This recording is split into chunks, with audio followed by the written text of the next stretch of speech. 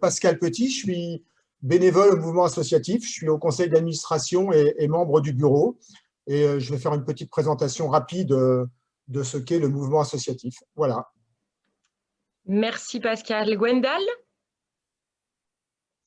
Alors, je m'appelle Gwendal Kiguer, je suis élu au conseil municipal de Brest. Je suis candidat sur le canton de Brest 5 pour les élections départementales et membre du bureau de campagne pour Finistère d'avenir, donc la liste de rassemblement de nombreux partis, EELV, BNC, l'UDB, Nouvelle Donne, Génération, les radicaux de gauche, pour ces élections départementales. Voilà. Merci Gwendal. Joël?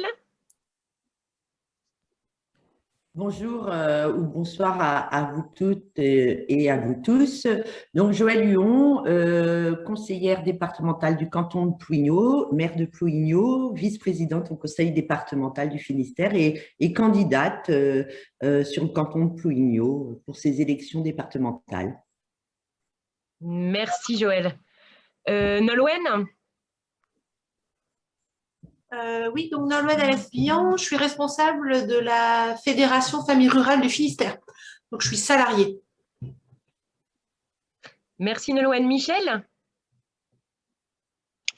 Oui, bonjour à tous et toutes. Michel Jezekel, je suis directeur général de l'association Don Bosco, association d'action sociale dans le Finistère, adhérente au mouvement associatif de Bretagne et par ailleurs président de la Chambre régionale d'économie sociale et solidaire de Bretagne. Merci Michel. Je vous appelle tous par vos prénoms, hein, du coup, parce que c'est plus simple, c'est ce qui est écrit. Hein. Maxime? Bonjour à tous et à toutes. Du coup, Maxime Cadou, président de la Fédération des associations étudiantes de Bretagne occidentale et aussi membre de l'association et membre du mouvement associatif de Bretagne. Merci Maxime. Thierry? Oui, je remettais mon micro. Bonsoir. Donc Thierry Abaléa, militant associatif, actuellement administrateur à la Ligue de l'enseignement du Finistère et bénévole au Secours populaire. Ok, merci Thierry. Alors, je pense que derrière droit à l'emploi se cache Marion. Ah oui, pardon, je vais renommer. Donc Marion, salariée de droit à l'emploi Saint-Éloc sur l'animation du projet Territoire zéro chômeur de longue durée. Donc salariée. Merci. Ensuite, on a Maëlle, du coup, qui s'est déjà présentée, mais voilà, je vais quand même dans mon écran. Bonsoir, Maëlle de Calan, je suis conseiller départemental du canton de Saint-Paul-de-Léon et président du groupe de l'Alliance pour le Finistère, qui est là regroupe 24 élus de la droite et du centre au sein du conseil départemental, donc aujourd'hui groupe d'opposition, et on espère à partir de juin un groupe majoritaire. Bonsoir et merci de l'invitation. Merci. Jean-Paul, ensuite. Bonjour, je mets mon micro. Jean-Paul Carjean, donc engagé dans l'économie sociale depuis longtemps, pionnier du mouvement Biocop et actuellement candidat, mais pas sur une liste, pas au départemental, mais au régional, sur les listes Bretagne-La Vie de Daniel Cueff. Très bien, merci Jean-Paul. Jocelyne? Bonsoir à tout le monde. Je renouvelle mes excuses parce que ma caméra est en rade.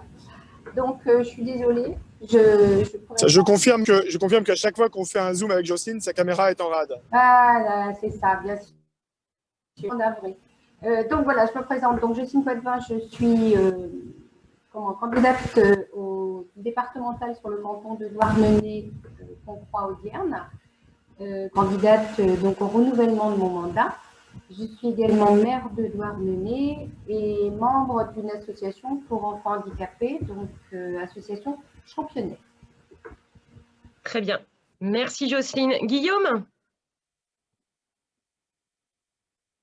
Oui, bonsoir à toutes et à toutes. Guy Mardy, je travaille pour l'espace associatif Quimper-Cornouailles, où je m'occupe d'accompagnement à la vie associative et d'animation du centre de ressources. Voilà. Et on est membre également du mouvement associatif Bretagne.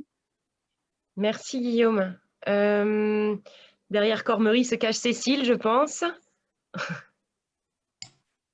Bonjour. Cécile Cormery, je suis directrice du groupement d'employeurs associatifs intersectoriels, le G29. Bonsoir à tous. Merci Cécile. Et vient de nous rejoindre Fédération PS, et qui n'a pas de prénom. Et si vous pouvez vous présenter. Oui, excusez-moi, je venais juste de m'installer. Donc, pas de souci, oui, merci. De la Fédération du Finistère du Parti Socialiste, on a reçu votre invitation et donc voilà. Et votre prénom et votre nom, s'il vous plaît. Excusez-moi, Jean-Yves Cabon, CABON. Très bien, merci. Je vais vous renommer du coup. On va s'appeler par les prénoms, c'est quand même plus simple du coup pour aussi distribuer la parole. Et voilà, je repasse la main à Yannick. Oui, avant que Pascal n'ouvre, je voulais dire que vraiment ce débat ce soir était uniquement sur les élections départementales, avec ces domaines de compétences que vous connaissez, mais bien mieux que moi, évidemment. Mais je voulais comme les redire, l'action sanitaire et sociale en faveur des personnes âgées, personnes handicapées, de l'enfance, de la famille et des personnes en difficulté. Et là, il y a nombre d'associations qui s'occupent de ce champ. Les collèges, là peut-être moins d'associations, la voirie, la culture, où il y a aussi beaucoup d'associations, l'équipement des zones rurales, la protection de l'environnement, où il y a beaucoup d'associations engagées, et environnement et patrimoine naturel. Donc, vous dire aussi donc, que le monde associatif est très important dans les compétences des départements. C'est pour ça qu'on voulait faire ce débat. Je vais laisser la parole en ouverture à Pascal, et puis après, on va dérouler sur nos propositions. D'accord. Bon, eh bien, je remercie effectivement tous les candidats qui ont bien voulu s'associer à cette soirée là, pour qu'on parle un petit peu du monde associatif. Et c'est donc une intervention, une invitation qui est faite à l'initiative du mouvement associatif. Le mouvement associatif, c'est un regroupement national qui agrège plus de la moitié des associations actives en France, c'est-à-dire plus de 700 000 associations de tous horizons, et qui est décliné au niveau régional. Donc nous faisons partie du mouvement associatif de Bretagne. Alors ce mouvement associatif de Bretagne représente quelques 65 000 associations. Beaucoup de ces associations sont fédérées. La constitution du MAB reflète cette réalité. Nous sommes composés de 13 coordinations qui représentent divers secteurs du mouvement associatif. Il y a des invités ici, parmi nous ce soir, qui sont des composantes de ce mouvement associatif. Donc on retrouve évidemment le sport, l'éducation populaire, l'environnement, la culture, la défense des droits, le milieu rural, le médico-social, etc., etc. Mais toutes ces associations, donc, je le redis, ne sont pas fédérées ou ne veulent pas encore l'être. Certaines sont complètement autonomes. Nous pensons que s'unir, c'est une bonne chose, et surtout dans la période actuelle, parce que c'est aussi une manière de se renforcer.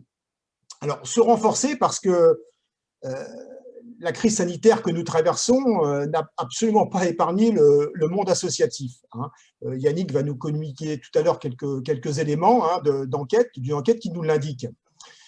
Car si certaines associations ont été en première ligne, et là on peut penser aux associations qui sont dans l'action sociale, d'autres ont subi de plein fouet les mesures de confinement, et certaines risquent même de s'éteindre à bas bruit. C'est une crainte que l'on a quand on observe le monde associatif. Alors, nous avons souhaité rencontrer les candidats de ces élections départementales afin d'échanger avec eux sur ce que pourrait jouer comme rôle le fait associatif, le monde associatif, pour construire le monde de demain. On parle beaucoup de ce monde de demain. De quoi sera-t-il fait? Eh bien, peut-être que déjà ce soir, nous saurons en tracer des premières perspectives. Alors, nous avons identifié 3 crises majeures qui bouleversent actuellement la société et autour desquelles nous voudrions articuler nos questions. Alors, d'abord, il y a la crise du lien social qui s'est fragilisée à cause de l'isolement sanitaire. Alors, vous savez que les associations sont des créatrices de sociabilité et nous avons évidemment des choses à échanger avec vous sur cette question.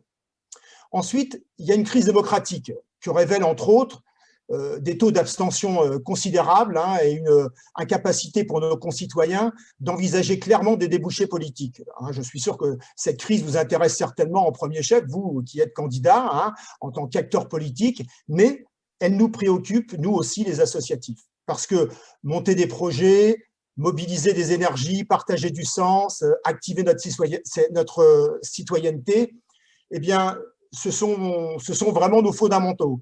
Et nous avons aussi des choses à dire à ce sujet. Et enfin, il y a aussi une crise sociale, une crise économique qui pointe, qu'on n'a pas encore tout à fait cernée, mais on sent qu'elle arrive, Et cette crise doit sans doute nous interroger sur nos modèles de développement.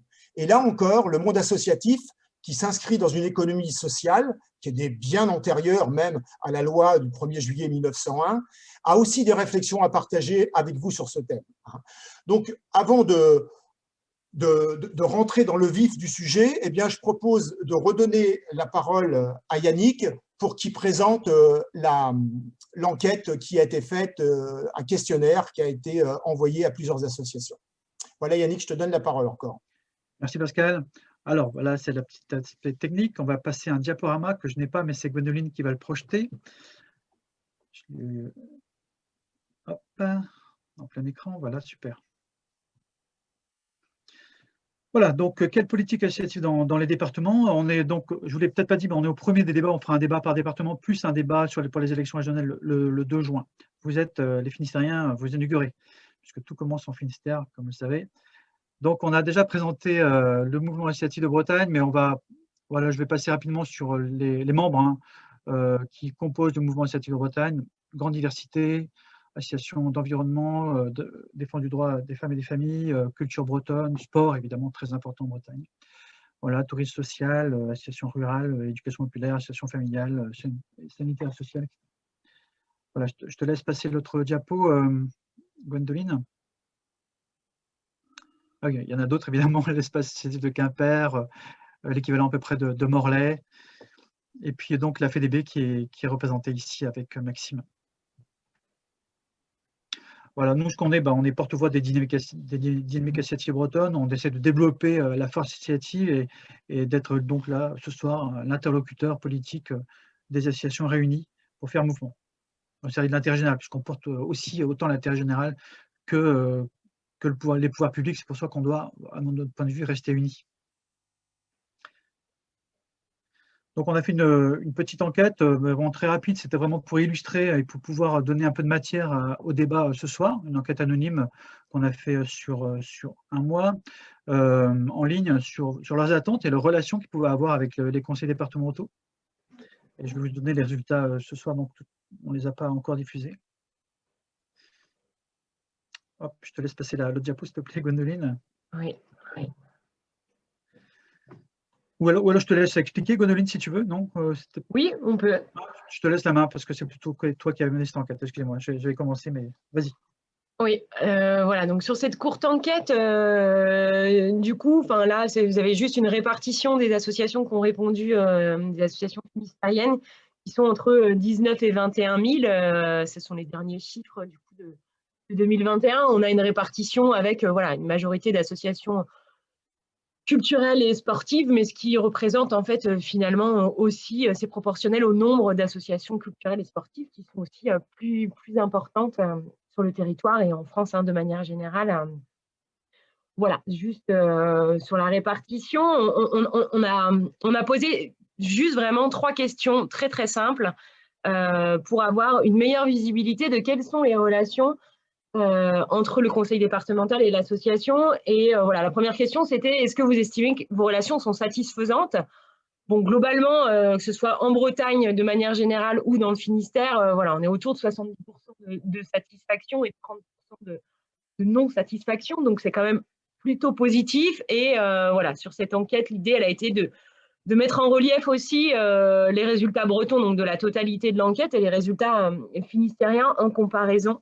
Où là, il n'y a pas de grande marge, mais voilà, il y a quelques, vous allez voir sur les diapositives d'après qu'il y a quelques différences parfois, et pour savoir quelle était également la nature des relations, elle est en effet avant tout financière, alors un peu plus dans le Finistère qu'en Bretagne d'ailleurs, parce que là sur les associations qui ont répondu, il y avait voilà, 81% qui avaient du coup une subvention, qui recevaient une subvention du département contre 74% en Bretagne.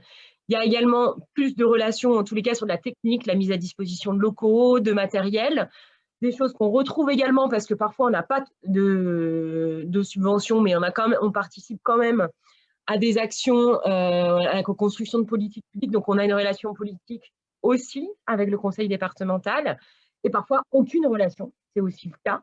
ce qui est du coup logiquement moins le cas en Finistère du coup que sur le reste de la Bretagne, en sachant là juste en termes de chiffres que du coup souvent les associations ont plusieurs types de relations. On peut très bien avoir une subvention du conseil départemental, participer à la co-construction et avoir des locaux mis à disposition. Donc on peut émarger sur les 3 cases, et on avait juste, parce que c'est aussi un outil pour nous qui est important en termes de stabilité de l'association, savoir sur la convention pluriannuelle d'objectifs, est-ce que les associations en majorité en avaient ou pas. Donc en effet, c'est pas la majorité, mais là encore, on voit qu'en tous les cas, il y a plus de conventions pluriannuelles d'objectifs en Finistère qu'en Bretagne, mais la plupart n'en ont pas. Donc ça veut dire qu'on est plutôt sur de la subvention, soit sur appel à projet ou sur de la prestation, mais qu'il n'y a pas forcément pas de manière générale un soutien sur plusieurs années en tous les cas. Donc là, c'est sur la nature des relations existantes à l'heure actuelle. Et la question était sur les attentes aussi à l'avenir des relations. Voilà, qu'est-ce que les associations attendent d'un conseil départemental aujourd'hui? Donc, majoritairement, en tous les cas, un soutien financier. On sait aussi, notamment dans le contexte actuel, que les temps sont durs et que ce n'est pas facile. Il y a des appels à projets, mais voilà, ce n'est pas toujours évident d'avoir l'information, et un interlocuteur de proximité qui soutient, c'est également important. En deuxième arrivent les dialogues et les rencontres. C'est aussi ça. La crise sanitaire aurait aussi révélé que la proximité et le partenariat à l'échelle locale montrent qu'il y a besoin d'échanger, notamment pour répondre à l'urgence, mais que les dialogues et les rencontres, c'est ce qui fait en tous les cas qu'on puisse avancer ensemble. Là, pour le coup, voilà, il y a moins d'attentes en Finistère qu'en Bretagne, donc du coup, on pourra aussi en échanger tout à l'heure pourquoi, avec les associations et les candidats présents. La co-construction des politiques publiques, c'est également une attente des associations, où là, on est à égalité, pour le coup, que ce soit Finistère ou Bretagne. Voilà, il y a quand même plus de la moitié des associations qui sont en attente de co-construire les politiques publiques avec les conseils départementaux, mais pas que, j'imagine. Et ensuite, voilà, il y a aussi des volontés. Là, je prends sur les dispositifs de renforcement de la vie associative, parce qu'on a aussi une grosse différence là quand même entre la Bretagne et le Finistère. Aussi parce que voilà, en termes d'appui à la vie associative, il y a aussi des réseaux existants qui font un gros travail en Finistère, ce qui n'est pas le cas des autres départements en Bretagne. Du coup, il y a moins d'attentes en Finistère sur ces questions-là, qui restent, il y en a quand même, mais voilà. Et il y a également une meilleure visibilité des actions que les associations réalisent, la volonté d'organiser des rencontres interassociatives, de participer à des démarches participatives. Et dans les autres, c'était des suggestions notamment sur la mobilisation des bénéficiaires dans les démarches de co-construction, et qui est aussi un soutien aux actions territoriales de développement local. Donc, c'était notamment ce qu'on retrouvait dans le autre. Voilà, c'était vraiment quelques questions pour avoir une meilleure visibilité, parce que ce n'est pas souvent des choses qu'on étudie en fait sur le lien avec le conseil départemental. Et voilà, on a trouvé que dans le cadre de ces élections, on avait aussi envie de creuser ces questions-là. Voilà, je te repasse la main, Yannick.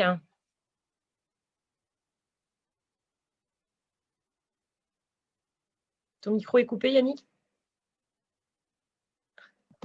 Voilà, excusez-moi, effectivement, c'est toujours la même chose, c'est de ne pas oublier son micro quand on parle.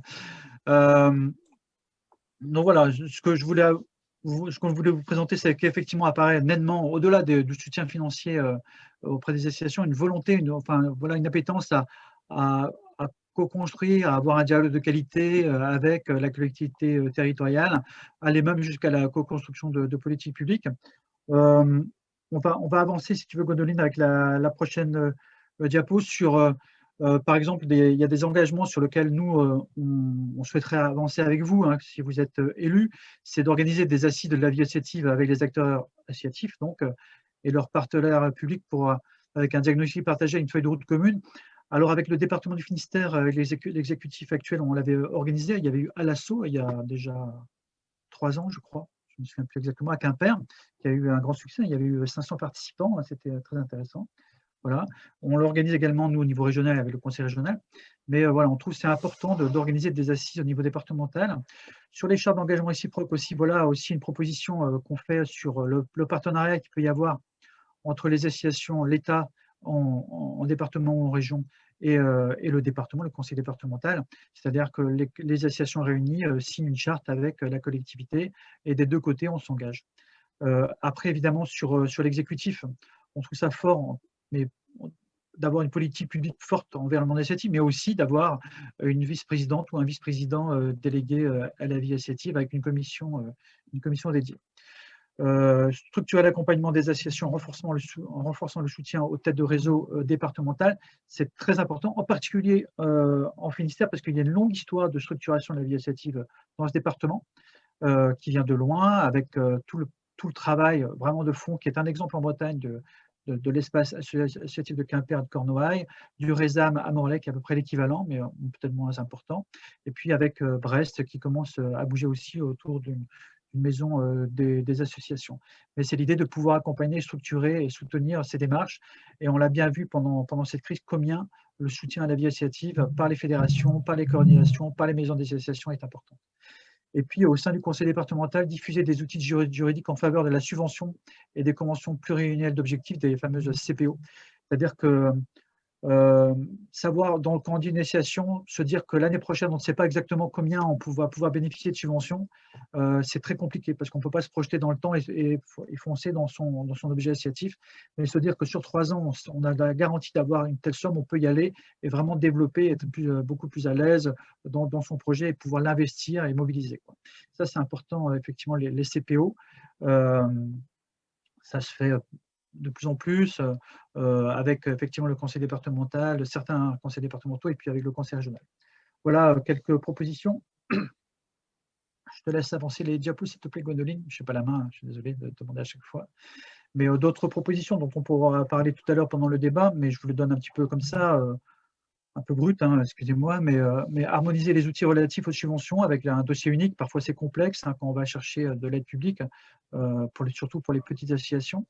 Donc, simplifier au maximum. Et puis là, certaines assos sont en grande difficulté, comme vous le savez, baisse des adhérents, baisse de la mobilisation, baisse d'autofinancement parce qu'on ne peut pas faire un festival, on ne peut pas organiser l'autofinancement, donc c'est compliqué. Donc, pour créer un fonds dédié, certains conseils départementaux l'ont fait. Soutenir l'engagement bénévole, là aussi sur la mobilisation, il y a une baisse de l'engagement, il y a une crainte de faire ensemble. La crise a touché, vraiment impacté fortement le monde associatif parce que le monde associatif, qu'est-ce que c'est de se réunir? Et quand on ne peut plus se réunir, comment est-ce qu'on fait? C'est vraiment très compliqué. J'espère que ça va rebondir, qu'on va se relancer, qu'on va repartir sur du collectif, je suis confiant là-dessus, mais parfois il faut un coup de pouce de la collectivité sur l'engagement bénévole à partir de formation, la mise en place d'opérations de communication, des choses comme ça. Impliquer les acteurs associatifs dans la co-construction, le suivi et l'évaluation des politiques publiques. Là aussi, on peut aller très loin. Il y a, dans la co-construction de politiques publiques, le soutien. Au-delà du soutien, c'est aussi, au-delà même de l'avis, c'est aussi avoir un rapport de confiance entre nous et pouvoir écrire ensemble en fait, une politique publique, puisque le monde associatif, en grande partie, porte autant l'intérêt général que la collectivité. Et puis, donc, soutenir l'emploi associatif, en favorisant la mise en place d'aides à l'emploi et en soutenant les initiatives de mutualisation à l'instar des groupements d'employeurs associatifs. On a ici, dans cette salle virtuelle, Cécile qui s'occupe d'un groupement d'employeurs. Pascal Petit s'est beaucoup investi là-dedans. C'est aussi l'avenir pour nous, ces groupements d'employeurs associatifs. Je te laisse passer, Gwendoline, l'autre diapo, si tu veux bien. Hop. Ah, voilà. On est arrivé à la fin. Il n'y a pas d'autres diapos. On va ramener, on va arrêter le diaporama. Ce que je propose à partir de tout ça, il y a beaucoup d'éléments entre le sondage, la petite enquête et puis nos propositions de plaidoyer. Il y a pas mal d'éléments. Je vais repasser la parole à Pascal maintenant pour poser quelques questions auprès des candidats et des candidates. Peut-être une réaction par rapport à tout ce que je vous ai donné comme information, réaction par rapport à l'enquête et aussi peut-être réaction par rapport à nos propositions. Et puis après, on passera à des questions peut-être plus pointues ou pas d'ailleurs, Est-ce qu'il y a des réactions par rapport à ça, Joël ou Yon, attendez, je regarde qui est toujours présent, Jocelyne Poitvin ou Maëlle de Calon, si vous êtes encore là, ou Gwendal. Oui, on est là. Je ne vous vois pas, je ne sais jamais. Oui, je suis là. Ouais, Vas-y Joël, si tu veux, hein. Autrement, moi je peux dire un mot. Hein. Ok, bon, j'attaque. Bon, merci beaucoup. Peut-être 2-3 réactions générales, et puis après, si vous avez des questions précises, nous, évidemment, on sera très heureux d'y répondre. Première réflexion générale. Nous, avec notre groupe, on se présente avec beaucoup de maires. Enfin, sur les 54 candidats de l'Alliance pour le Finistère, je pense qu'il y en a plus de la moitié, pas loin des 2 tiers, qui sont des maires, maires de leur commune. Et si je le mentionne, c'est parce que je pense qu'ils savent et on sait à la fois l'importance du monde associatif. On est habitué à travailler avec vous, en particulier avec des petites associations. La particularité du département, c'est qu'il y a aussi des associations de taille beaucoup plus importante qui mettent en œuvre de manière qui co-construisent et qui mettent en œuvre certaines des politiques du département. Mais je pense que tout ce que vous avez dit sur l'importance du mouvement associatif pour répondre à la crise sociale, à la crise démocratique, et à la crise économique et sociale, bien sûr, bon, je pense qu'on y adhère, on partage, c'est quelque chose d'assez consensuel. Ensuite, deuxième réflexion générale sur tout ce qui a trait au soutien financier, peut-être en réaction à la fois au sondage, à l'une de vos propositions, puis à des réflexions qu'on a nous. Bon, évidemment, la première manière de soutenir le mouvement associatif, c'est de lui donner de l'argent pour lui permettre à la fois structurer son fonctionnement et puis de déployer ses actions. Nous, on est assez interrogatifs. Je discute souvent avec des maires quand je vais les voir, leur demander dans quel état le tissu associatif va sortir de la crise du Covid. Est-ce qu'on va voir des associations, en gros, qui auront thésaurisé et avec un énorme boom associatif, parce qu'il y a beaucoup de gens qui aspirent à retrouver ce lien social, ou est-ce qu'on va retrouver des associations très abîmées parce que le renouvellement des générations, ce ne sera pas fait? Et moi, les réponses que j'ai, je serais curieux d'avoir votre retour, parce que les réponses, elles sont extrêmement variables d'un interlocuteur à l'autre. Et donc, l'idée à très court terme de mettre en place un centre de ressources, alors financières, mais pas que, pour aider les associations qui avaient toute leur place, mais dont certaines étaient un peu vieillissantes et qui pourraient ressortir très abîmées de la crise. Ça, c'est quelque chose qui trouve beaucoup d'écho à nos oreilles. Enfin, je parle sous ton contrôle, Jocelyne. Ça, c'est à court terme. À moyen terme, nous aussi, on a sur le plan du soutien financier qu'on veut apporter aux associations finistériennes, la volonté, alors c'est déjà fait, hein, le soutien aux assos, il est assez consensuel au département, mais de bien différencier les grosses associations qui co-construisent et qui portent certaines politiques départementales qui ont besoin de visibilité, de financement, de postes de salariés, qui pour certaines sont soutenues à hauteur de plusieurs dizaines de millions d'euros. Donc de différencier le dialogue qu'on a avec ces associations et la volonté aussi sans déshabiller l'un d'ailleurs pour soutenir l'autre, on veut soutenir les deux, mais de changer d'approche pour le soutien aux petites associations, de redonner la main aux conseillers départementaux du canton pour que le soutien à ces petites associations qui, elles, n'ont pas de salariés, qui sont fondées uniquement sur le bénévolat, soit beaucoup plus fluide, beaucoup plus facile, un peu moins lourd à obtenir. Donc on fait bien la distinction entre les grosses associations qui co-construisent et qui exécutent, qui mettent en œuvre des politiques départementales et d'autres. Je pense aux clubs sportifs, aux associations de proximité dans le domaine social, culturel ou autre. Voilà. Et peut-être dernière réflexion, je m'arrête là, pardon, je suis un peu long. À plus long terme, court terme, moyen terme, à plus long terme, nous, on est très attachés et on sait que on est très attachés à maintenir, à préserver, à encourager tout ce qui a trait au volontariat, à l'engagement bénévole. On pense que c'est ce qui se fait, la spécificité bretonne et la spécificité finistérienne, c'est qu'il y a encore un tissu associatif qui est plus dense qu'ailleurs, des gens qui donnent de leur temps un peu partout, dans tous les domaines. Et je pense que le département a un rôle à jouer. Pour financer les têtes de pont, c'est-à-dire qu'il n'y a pas de petites associations qui fonctionnent sur le bénévolat si jamais il n'y a pas des têtes de pont associatives puissantes qui les animent, qui les voient, qui les aident, qui les structurent. Voilà, comme ça. Ensuite, en faisant très attention à ce que toutes les politiques départementales soient irriguées par ce souci. Et je m'arrête avec un exemple, c'est les associations dans le domaine culturel qui soutiennent la lecture publique et qui souvent animent des bibliothèques municipales de manière bénévole. Il y a tout un mouvement dans le département, au travers duquel il y a des médiathèques qui sont de plus en plus belles et de plus en plus riches. Et ça, c'est super parce que c'est un service public nouveau qu'on offre à la population. Il faut faire très attention que quand on crée ces nouveaux outils, eh bien, ça aboutisse pas à chasser ces petites associations qui sont pourtant très, très importantes dans l'accès à la lecture et l'animation de la vie culturelle sur leur territoire. Voilà peut-être quelques réflexions un peu générales sur le soutien financier.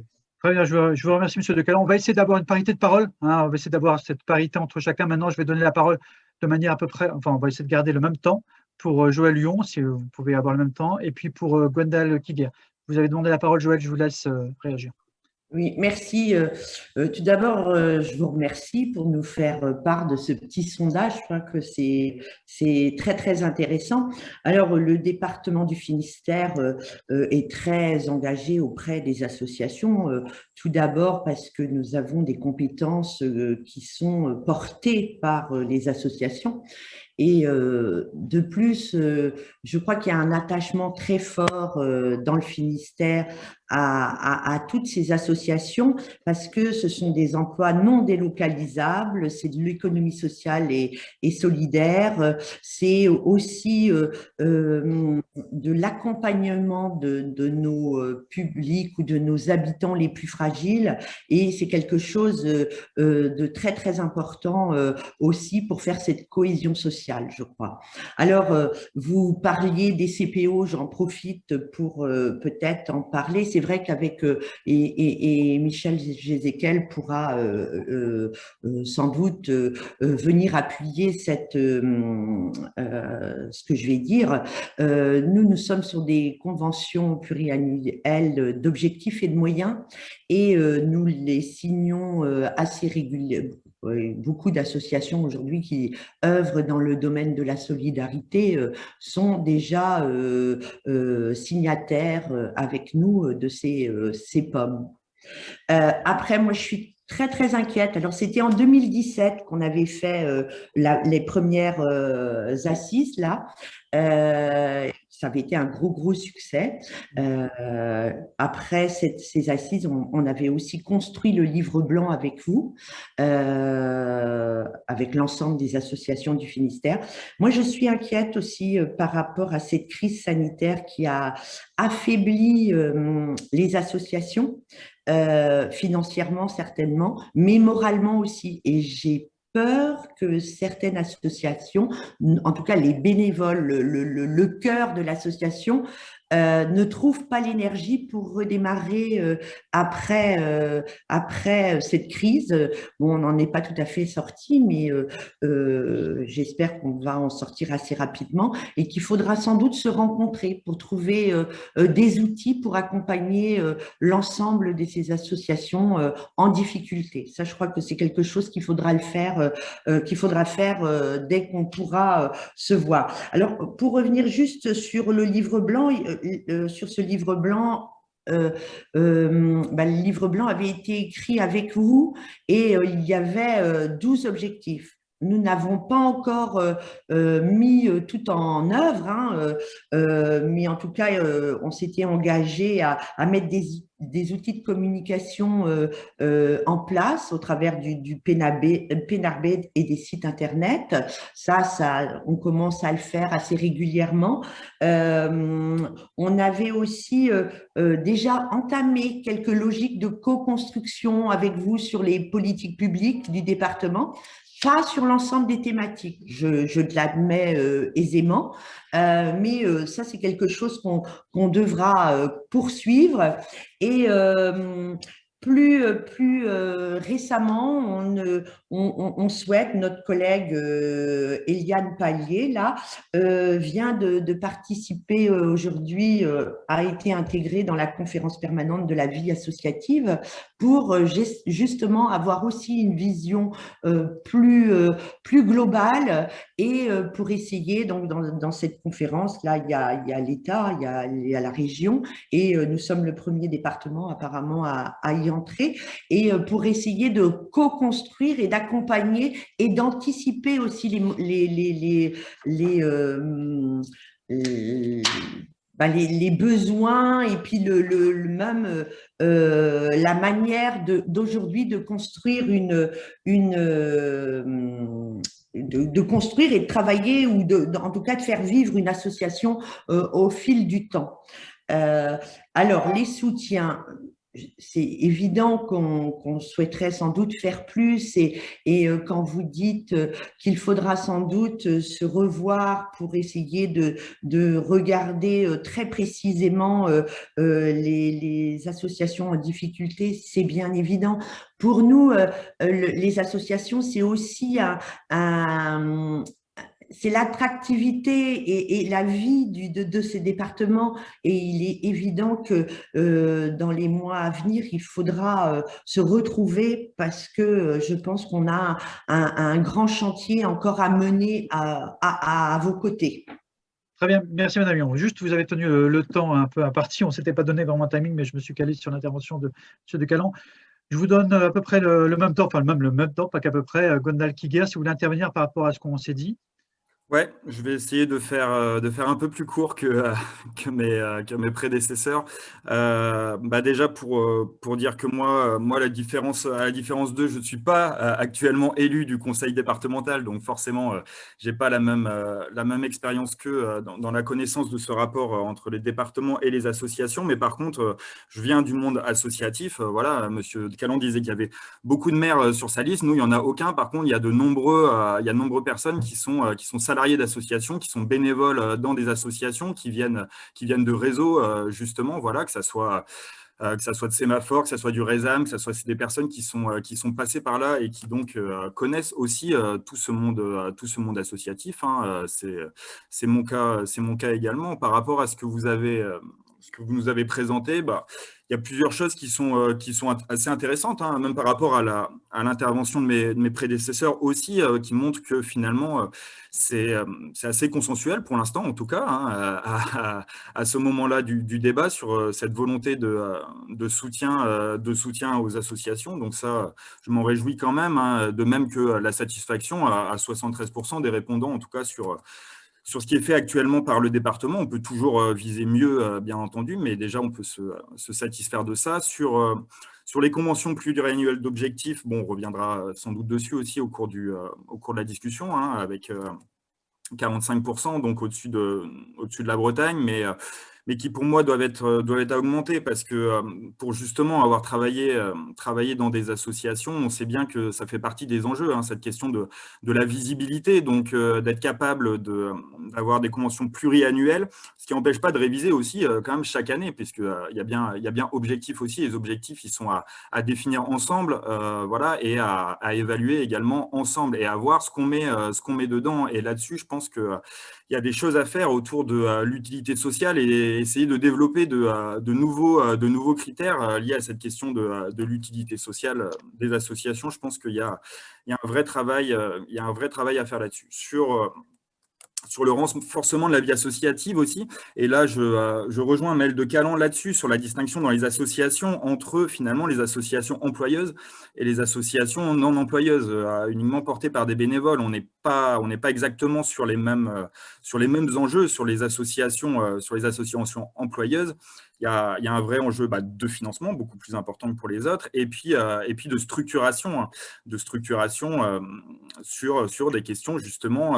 Être employeur, c'est pas du tout la même chose, c'est d'autres responsabilités, c'est d'autres compétences également auxquelles on doit faire appel, hein. Et pour ça, en effet, les têtes de réseau sont importantes, des groupements comme le G29 sont importants, et puis des points d'appui à la vie associative, hein. Voilà, moi j'aimerais bien avoir un détail plus fin de votre enquête, justement. On se rendait compte que c'était beaucoup moins important, donc le besoin de renforcement de la vie associative dans le Finistère qu'ailleurs en Bretagne. J'aimerais bien savoir sur Brest ce que ça donne, parce que je sais tout le bon travail, en tout cas, j'ai que des bons échos sur l'espace associatif de Quimper, du côté du Résam aussi, du côté de Brest, c'est un peu plus compliqué, parce que nous, on avait Sémaphore qui était là, qui n'existe plus. On a donc la maison des associations. Donc là, je pense qu'en tout cas, en termes de maillage territorial, il y a un renforcement à faire du côté de Brest. Voilà, je vais peut-être pas m'étendre sur le reste, mais juste pour dire qu'en tout cas, la plupart vos propositions, on se retrouve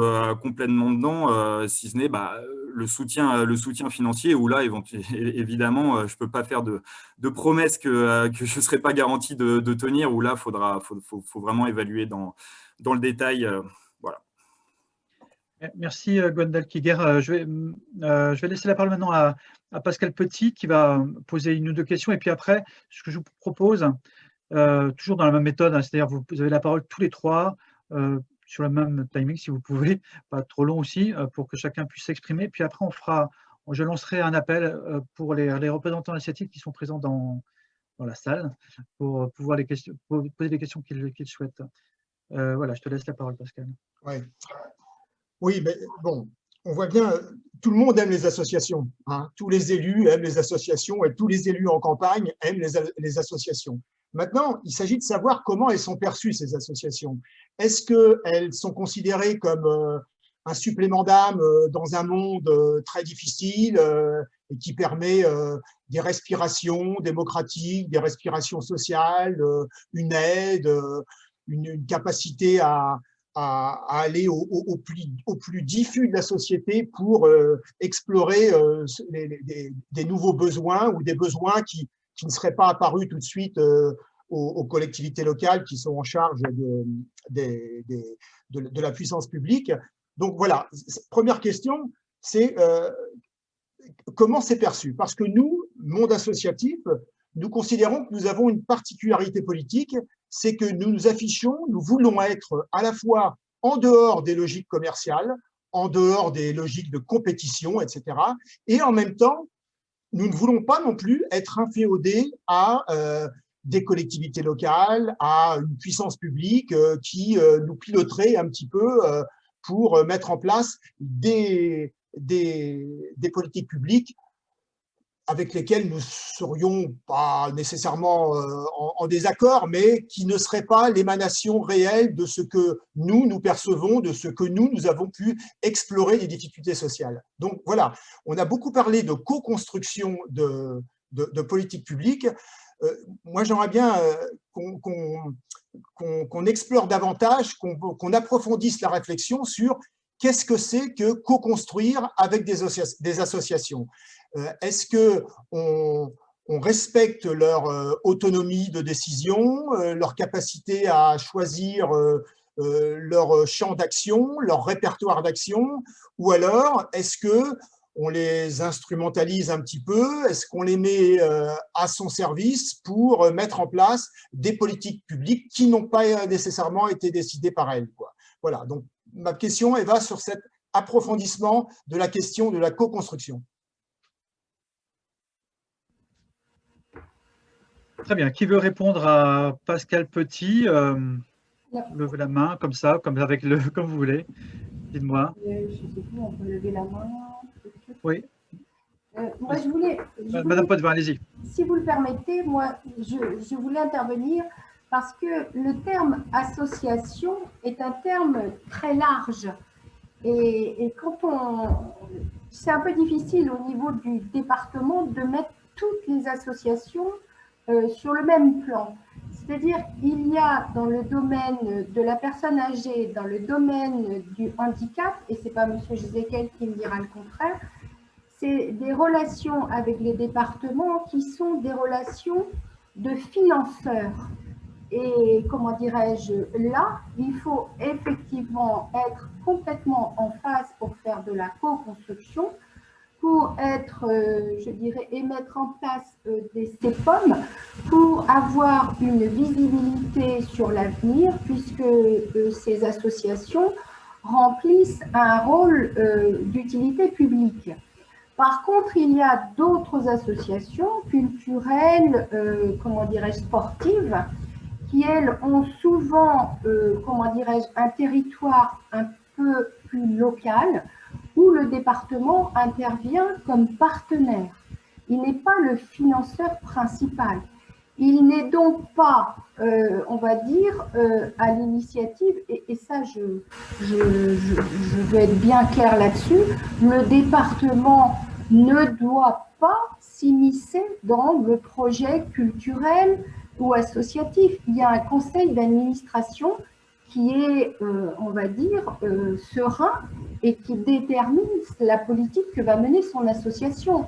Après, l'association présente un projet à la mairie, au département, à la région, et effectivement, en fonction de ce projet, on adhère ou on n'adhère pas.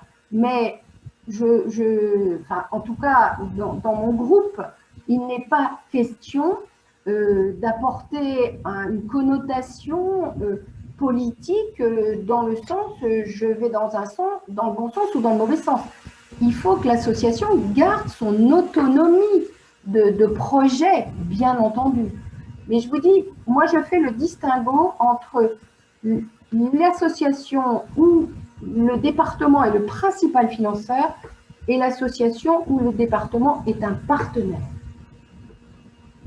Très bien, je vous remercie Madame Poitvin. Donc toujours sur cette question de co-construction de politique publique, qu'est-ce que c'est les relations entre associations et collectivités? Gwendal Kiger, vous voulez intervenir? Oui, très rapidement. Hein, je pense qu'il y a la question de la co-construction et la question du financement. Sur la question du financement, ça doit répondre à des objectifs tels qu'affichés lors de la campagne, lors des campagnes électorales aussi par les équipes élues. Très concrètement, moi, je me vois mal aller financer des associations qui vont promouvoir, je ne sais pas moi, de l'Automobile Club de France ou ce genre de choses. Moi, voilà, il y a aussi quelque chose de politique dans le financement des associations. Ça, c'est une chose. Par contre, la question de la co-construction des politiques publiques et l'autonomie des associations, pour moi, c'en est une autre. Ça n'empêche pas d'associer des associations à la réflexion, des associations avec lesquelles on n'est pas d'accord, mais qui traitent de l'objet de politique publique à la co-construction des politiques publiques. Moi, je n'ai pas de souci avec ça, à associer des personnes différentes. Et ensuite, là-dessus également, je pense qu'il faut garantir absolument, et c'est pour ça que les conventions d'objectifs sur plusieurs années sont importantes aussi, pour garantir l'indépendance et l'indépendance de parole également des associations. C'est-à-dire, par exemple, moi, si je prends un exemple que je connais bien, sur Brest, qui est l'association Brest à pied à vélo. Voilà, j'en ai été salarié, c'est plus le cas aujourd'hui. Maintenant, je suis passé de l'autre côté, je suis élu, donc au niveau engagement associatif, il faut mettre un peu de recul quand on est élu pour éviter les conflits d'intérêts. Mais ce que je vois aujourd'hui, c'est que cette association elle est toujours soutenue financièrement par Brest Métropole, ce qui ne l'empêche pas d'être critique sur la politique cyclable menée par la métropole. Voilà, et je pense que ça, c'est quelque chose de fondamental. On finance l'association pour un certain nombre d'objectifs qu'on partage en commun. Par contre, si l'association pense que la collectivité ne va pas assez loin, eh ben, elle est totalement libre de le dire. Voilà. Et c'est comme ça, en tout cas, que je conçois la relation entre des associations et les collectivités publiques. Madame Huon, vous voulez intervenir? Oui, merci. Moi, je pense qu'il y a plusieurs niveaux aussi.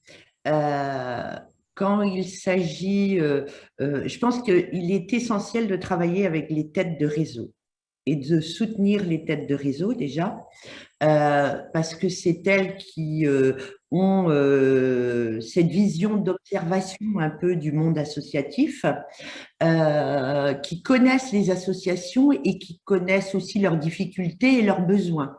Donc, je pense que la co-construction doit commencer par là. Après, nous avons tout ce qui est les grosses associations très employeuses de personnel ou de main-d'œuvre dans le département. Je pense que c'est à traiter. De toute façon, bien souvent, nous, le département peut relever des besoins. Et ensuite, on travaille avec les associations qui sont en capacité de répondre à ces besoins. Donc, il y a déjà de la co-construction. Et bien entendu, il n'y a pas d'ingérence dans le conseil d'administration des associations. Après, quand c'est plus compliqué. On ne va pas faire de la co-construction avec toutes les associations qui existent sur le territoire pour une subvention à 1 000 €, quoi. C'est pas possible. Donc, il est évident qu'il faut travailler avec les partenaires tête de réseau pour co-construire ces politiques publiques. Et je pense qu'il faudra aller vers là. Après, nous avons déjà, je pense que la difficulté, c'est que nous avons aussi des associations thématiques avec des satellites, par exemple, comme Culture Lab 29, où déjà on a un travail avec toutes les associations là-dessus et avec souvent de la co-construction. Moi, je pense que vous êtes aussi quelque part un vecteur des modifications de la société. Vous êtes avant nous, vous voyez avant nous ce qui est en train de changer dans la société. Et il faut qu'on se parle et qu'on soit en capacité, entre nous, nos compétences obligatoires, parce qu'on n'interviendra dans la co-construction que sur nos compétences obligatoires. La loi NOTRe est passée par là et c'est assez frustrant, mais c'est comme ça. Et moi, contrairement à ce que dit Maëlle de Calan, on ne va pas aller commencer à subventionner tout, même s'il y a des choses qui sont très bien sur les territoires. Bien souvent, c'est plutôt le territoire qui doit accompagner ces associations, à moins qu'il y ait quelque chose de vraiment sensationnel. Mais je crois que c'est vraiment avec les têtes de réseau que nous devons construire, parce que chaque association a son projet associatif et peut-être qu'on n'y arrivera jamais, quoi. Si on met les 19 000 associations autour de la table, je pense qu'on n'y arrivera pas. Et si je peux me permettre, pardon, juste d'ajouter un mot, c'est que, pardon, non, vraiment pas longtemps, pardon d'avoir repris la parole, c'est la notion d'innovation. C'est qu'il y a une chose qui nous intéresse beaucoup, en tout cas du côté de l'Alliance, c'est la capacité des associations dans nos compétences obligatoires, dans le domaine du handicap, de l'aide sociale à l'enfance, de la culture, à tenter des choses, des dispositifs qui peuvent être de petite nature. J'ai entendu que la personne, Teddy Carman, était représentée là autour dans cette réunion. Nous, le dispositif Territoire Zéro Chômeur, qui a été inventé il y a maintenant, je crois, 4 ans de ça, c'est quelque chose qui est très intéressant, quoi, notamment dans sa dimension expérimentale. Et c'est de voir est-ce que ça marche, de tenter des choses. Et ça, je pense que les associations ont une forme d'agilité que le conseil départemental n'a pas forcément lui-même. En tout cas, il peut s'appuyer sur les associations pour ça. Je vous remercie, Monsieur de Calan. C'est bon, rien d'autre à rajouter pour les autres. Pascal, je te redonne la parole. Peut-être qu'on peut, avant que peut-être tu poses une autre question, Pascal, puisque à chaque fois, effectivement, on fait le tour de table. Est-ce que dans la salle, il y a des gens qui voudraient intervenir et interroger les candidats et candidates? Allez-y, si vous avez des questions, on n'a pas préparé plus que ça, mais peut-être Michel, là je vois des mains qui se lèvent, on n'a qu'à faire comme ça, des petites mains qui se lèvent, vous faites comme ça si je vous repère. Oui, voilà, merci Yannick. Oui, voilà, je voulais reprendre un peu quelques éléments là, parce que, alors effectivement, moi je représente l'association Don Bosco ici, association d'action sociale, donc qui est fortement en lien avec le département du Finistère, puisque c'est son financeur principal, que l'action sociale et médico-sociale, c'est plus de 60% du budget du département. Voilà, donc il y a des liens effectivement très forts. Et donc on se retrouve dans les 80%, près de 80% du petit sondage qui considère avoir des relations constructives avec le département. Même si, comme l'a évoqué Gwendal Kiguer tout à l'heure, on n'est pas toujours d'accord et que l'association, elle défend aussi ses points de vue et que voilà, il y a des négociations, des constructions communes à défendre. Ce que j'avais envie de dire, moi, c'est que, par contre, je pense qu'il est important que les rapports entre départements et associations, et ça, quelle que soit leur taille, ne se limitent pas qu'aux questions financières, quoi. Je crois que, quelle que soit la taille de l'association, elle est toujours une mobilisation citoyenne, elle est toujours une construction qui vise à l'émancipation des personnes. Et ça, une association ne se limite pas à ses administrateurs. elle a des adhérents, elle a des… Voilà. Alors que les associations parfois peinent à mobiliser. La mobilisation citoyenne, ça ne va pas de soi, ce n'est pas quelque chose qui est forcément simple, et je ne suis pas sûr que la crise sanitaire nous aide dans ce cas-là. Je pense qu'au contraire, elle va peut-être… Elle a conduit peut-être à des formes d'isolement, de renfermement sur soi qui vont pas dans le sens de la mobilisation. Enfin, l'avenir nous le dira. Mais en tout cas, je pense que élus du département et associations ont un même objectif là, à travailler cette mobilisation citoyenne, parce que, comme l'a évoqué Pascal Petit dans son propos introductif, c'est des questions de démocratie. C'est-à-dire que l'association, elle est une forme de démocratie participative qui alimente aussi la démocratie représentative que les élus du département représentent, quoi. Enfin, voilà. Donc, je pense qu'il y a à la fois cette question de la mobilisation citoyenne qui est un enjeu que l'on partage ou qu'on doit partager. Il y a la question effectivement de l'intérêt général et de la construction de l'intérêt général qui se discute, qui se partage en commun. Et là-dessus, quand même, le département, et en matière d'action sociale en particulier, le département du Finistère a toujours été particulièrement engagé. Après, sur la question des financements, alors oui, et donc je voulais dire sur la question de la mobilisation citoyenne, c'est aussi la question de l'innovation qui est derrière, que Maëlle de Calan évoquait tout à l'heure. C'est-à-dire qu'il y a la capacité d'initiative des associations qui reste aussi à conserver et à alimenter. Alors, il y a des dispositifs administratifs qui ont un peu asséché cette capacité d'initiative, la question de la commande publique globalement, par les appels à projets, voilà. Le département du Finistère innove là un petit peu, et en tout cas moi je le salue avec, dans le 5e schéma concernant les personnes handicapées, avec des appels à manifestation d'intérêt, donc en demandant justement aux associations de faire part de leurs projets propres.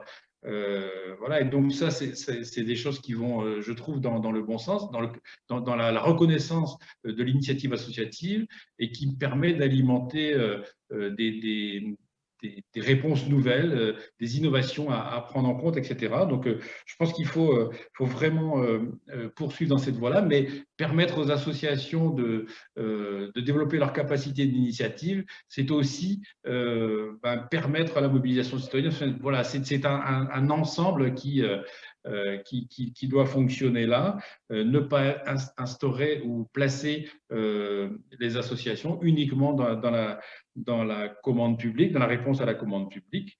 Ça va donc de fait dans les rapports financiers. Alors, on a parlé des CEPOM. Effectivement, une association comme Don Bosco est inscrite dans ces CEPOM, et nous, on salue largement quand même ce mode de contractualisation qui permet effectivement une structuration à long terme et une pérennité des actions.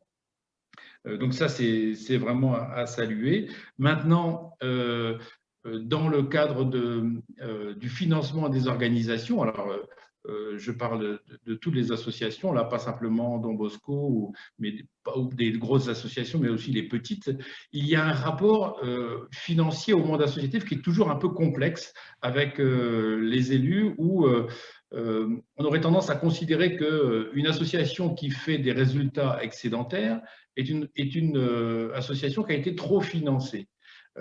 Alors, moi, je crois qu'il est aussi important que nos partenaires élus prennent conscience qu'une association qui porte des actions, donc elle entreprend, elle a aussi besoin pour se faire d'une part d'autonomie, de fonctionnement, et concrètement, ça passe par le développement de ses fonds propres, et considérer qu'elle a aussi nécessité à faire des excédents, quoi, qui vont lui donner une capacité, qui vont alimenter ses fonds propres, qui vont lui donner une capacité à faire projet, donc apporter des initiatives et développer des innovations. Voilà, c'est tout un ensemble là qui vient considérer l'association comme une organisation particulière, mobilisant les citoyens, mais allant jusqu'à porter des actions, engagées dans le développement d'actions. Voilà, donc c'est vraiment dans ce rapport avec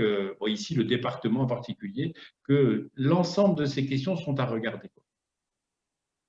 Merci Michel pour cet apport complet. Je vais redonner la parole à Pascal. Ah, il y a Marion, je crois, vous voulez intervenir, oui, je vous laisse la parole. Je pense que ce serait bien qu'on profite qu'il y ait beaucoup de personnes qui nous ont fait le plaisir de venir là pour leur donner la parole. Elles ont autant de questions que moi-même. Parfait. Hein. Très bien, d'accord. Et quand j'écoute ce que vient de dire Michel Jézéquel, eh bien effectivement, j'abonde dans beaucoup de ce qui a été dit, à beaucoup de ce qui a été dit. Hein, donc, ouais. Marion, je vous laisse la parole. Du coup, oui, c'était pour rebondir un petit peu aussi sur le volet expérimental, innovation, etc. C'est deux remarques principales sur le monde associatif aussi un peu en général. J'étais au DLA avant, au dispositif local d'accompagnement. Enfin, ça donne une bonne vision. Et alors, je ne sais pas si on peut avancer sur cette particularité-là de ne pas être financé que quand les choses sont créées. Parce que pour avoir créé les choses, il y a quand même beaucoup d'énergie et de fonctionnement qui ont été engagés. Et alors quand je parle là concrètement, par exemple, nous sur la future entreprise à but d'emploi, il y en a qui disent oui, on vous suivra quand l'entreprise existera, alors qu'on a besoin d'eux avant, quoi. Enfin voilà, sur plein de volets, hein, mais pas que financier, hein, surtout. Et ce volet-là d'expérimentation sur du financement, mais aussi sur du soutien politique, n'est pas facile à avoir et on dépense souvent beaucoup d'énergie, quitte à abandonner avant que ça soit mis en place, alors qu'on est sur des projets souvent très énergivores, parce qu'on va de plus en plus vers du local, hein, sur du local et multi-partenarial. Et voilà, ces volets expérimentaux, alors c'est pour ça, moi, je suis contente d'être sur ce poste, hein, sur Territoire Zéro Chômeur, parce que c'est vraiment très, très, très riche et le concept est génial. Et le soutien, je reviens aussi sur le soutien politique, voilà, le soutien des collectivités notamment, sans quoi, par rapport au revoir Maëlle de Calan, oui, et par rapport au projet de Territoire Zéro Chômeur, comme pour tout autre projet, à partir du moment où une structure est implantée sur un territoire, le soutien est nécessaire pour donner ce qu'on appelle le consensus, hein, sur un territoire, c'est pour donner de la crédibilité au projet et favoriser le fait qu'il y ait des impacts positifs avec toutes les parties prenantes du territoire. Voilà, moi c'est les deux. Et le troisième point que je voulais dire, c'est par rapport aux appels à projets, effectivement. Tout le monde me dit, de toute façon, on passe de plus en plus de temps à construire des appels à projets, à faire des recherches de financement et les justifier l'argent qu'on demande, que d'utiliser l'argent et d'être sur le terrain, voilà, à faire nos actions. Et sur ça, et j'abonde dans le sens d'être aussi plus en soutien sur les têtes de réseau, mais je trouve important qu'il y ait, de favoriser toutes les choses tous les appels à projets qu'on voit, ils se dirigent vers de la coopération territoriale. On nous incite à coopérer avec des structures locales, entre associations pour répondre à un même appel à projet. Et c'est chouette, mais c'est aussi beaucoup d'énergie parce que c'est encore du plus sur toutes nos missions. Et c'est un peu aussi ce qu'on attend des têtes de réseau, c'est de pouvoir être coordonnés, en fait, qu'il puisse y avoir, et c'est aussi les moyens, hein, des têtes de réseau qui en dépendent, mais d'avoir une coordination beaucoup plus fluide sur des réponses à appels à projets. Notamment, je vois, vous avez vu tous les appels à projets de France Relance qui sont tombés. C'est énorme, quoi. Moi, je vois, par rapport à la polyactivité d'une entreprise à but d'emploi sur laquelle on pourrait répondre à plein d'appels à projets, mais on en a besoin, mais on ne peut pas, quoi. Et moi, on est sur de l'émergence. clairement, le temps de coopérer avec, selon les domaines d'activité différents, avec les partenaires possibles, moi, j'aurais besoin clairement qu'on nous coordonne. Voilà, si c'est sur l'environnement, qu'on voit avec, je ne sais pas si c'est le GAB 29 ou quoi, des fois qu'il y ait une coordination pour répondre ensemble à l'appel à projet, qu'on se dispatche les choses. Voilà. Moi, j'ai des attentes sur ces 3 points-là, sur vraiment le volet expérimental, le soutien politique, territorial, et puis donc ces réponses conjointes qui sont coordonnées. Voilà. Merci Marion. Alors, il y a plein de demandes de parole et comme on est comme là pour aussi interpeller les candidats, je ne sais pas trop comment on va faire, mais ce que je vous propose, c'est peut-être, je vais laisser la parole donc rapidement, si vous pouviez, Madame Poitvin, Madame Yon et Gwendal Kiguer, voilà, si vous voulez répondre par rapport aux demandes de Marion. Puis après, j'ai bien noté les demandes de parole de Guillaume, de Thierry, de Nolwenn et de Maxime. On va y aller 2 par 2, si vous voulez bien après, Guillaume et Thierry, puis Nolwenn et Maxime. D'accord? On fait comme ça pour avoir un peu de méthode, parce que c'est très bien, tout le monde, il y a l'appétence, si vous avez envie de débattre, on va un peu organiser ça. Je vous laisse la parole, je ne sais pas qui en premier, dites-moi, peu importe. Gwendal, je vois que vous avez ouvert le micro, allez-y. Je veux bien démarrer. Il y avait beaucoup de choses entre l'intervention de Michel et celle de Marion, donc je n'ai pas forcément eu le temps de tout noter. Et voilà. Bon, en tout cas, les réactions que j'ai par rapport à ça, j'entends plusieurs choses. Il y a la question de l'innovation, l'innovation sociale. L'expérimentation pour les associations, l'initiative. Moi, je pense que, alors, autant je défends les conventions pluriannuelles, autant les appels à projets peuvent avoir un intérêt justement là-dedans, c'est-à-dire faire émerger aussi sur des nouveaux acteurs qui n'étaient pas présents, pouvoir solliciter sur des nouvelles actions. Après, c'est juste la profusion et la multiplication de ces appels à projets. Voilà, comme je disais, moi j'étais salarié associatif jusqu'à il y a 1 mois encore.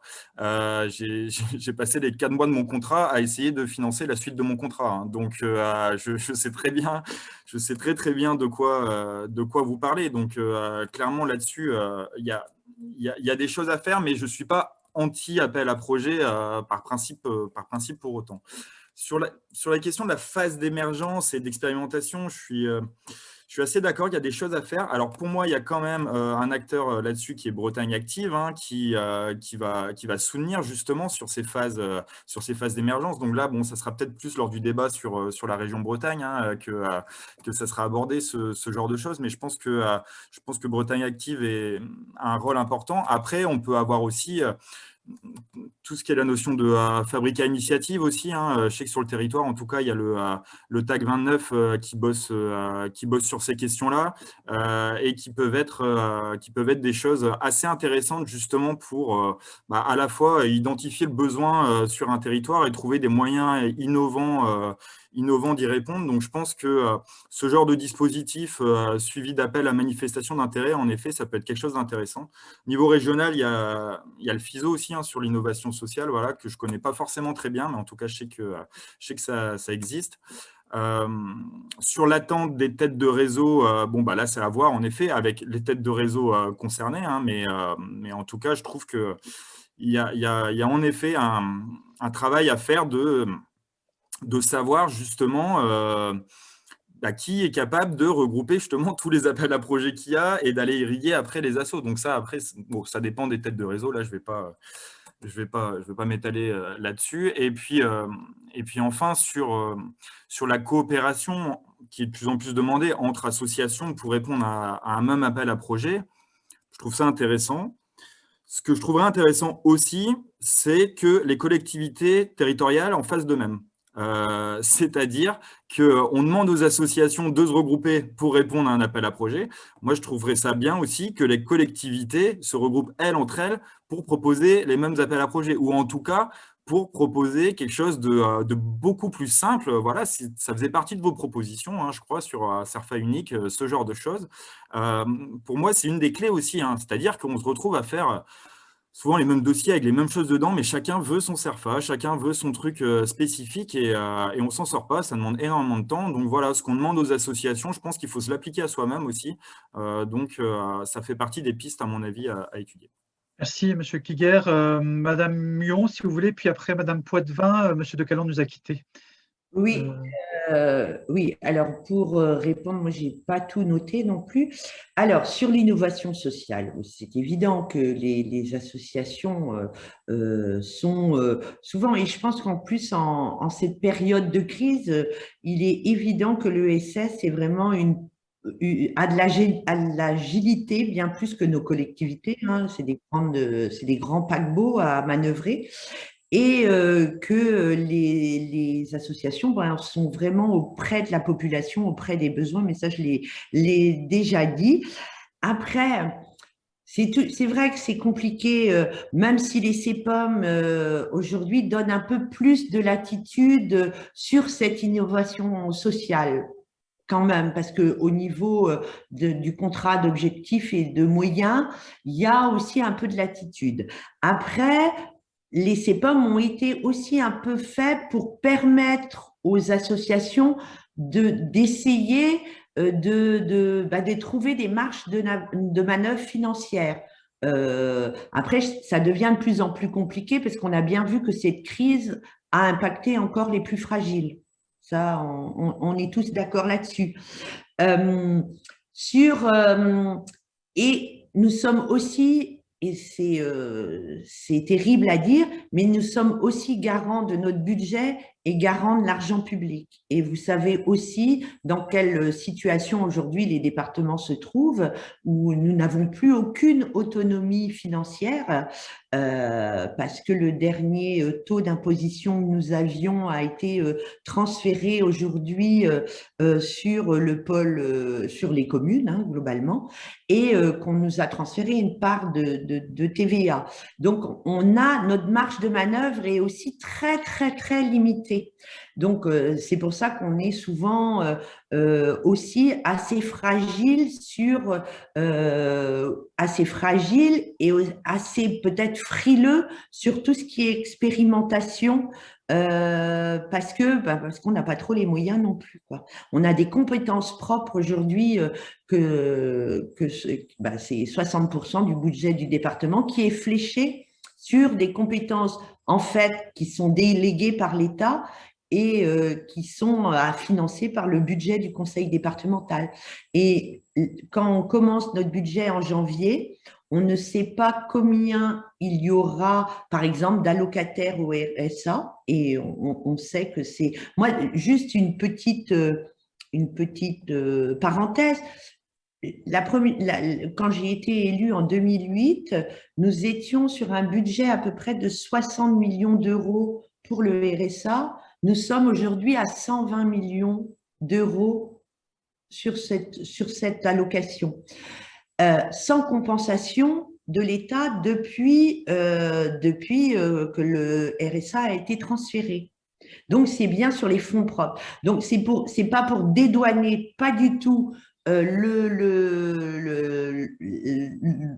le manque d'enthousiasme ou d'adhésion ou de tout ce que vous voulez, mais nous devons aussi tenir notre budget et c'est parfois compliqué. Juste autrement pour dire, il est évident que moi, je l'entends parce que c'est compliqué, les dossiers de sub.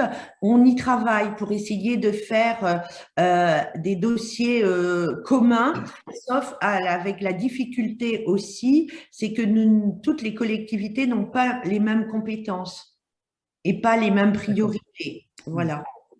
Merci, Madame Huon. Madame Poitvin, si vous voulez intervenir, je vous laisse la parole. Oui, merci. Donc, moi, je voulais revenir un petit peu sur la crise du lien social et pour dire que le rôle des élus, il est déjà, moi là, je prends ma casquette de maire, au niveau local.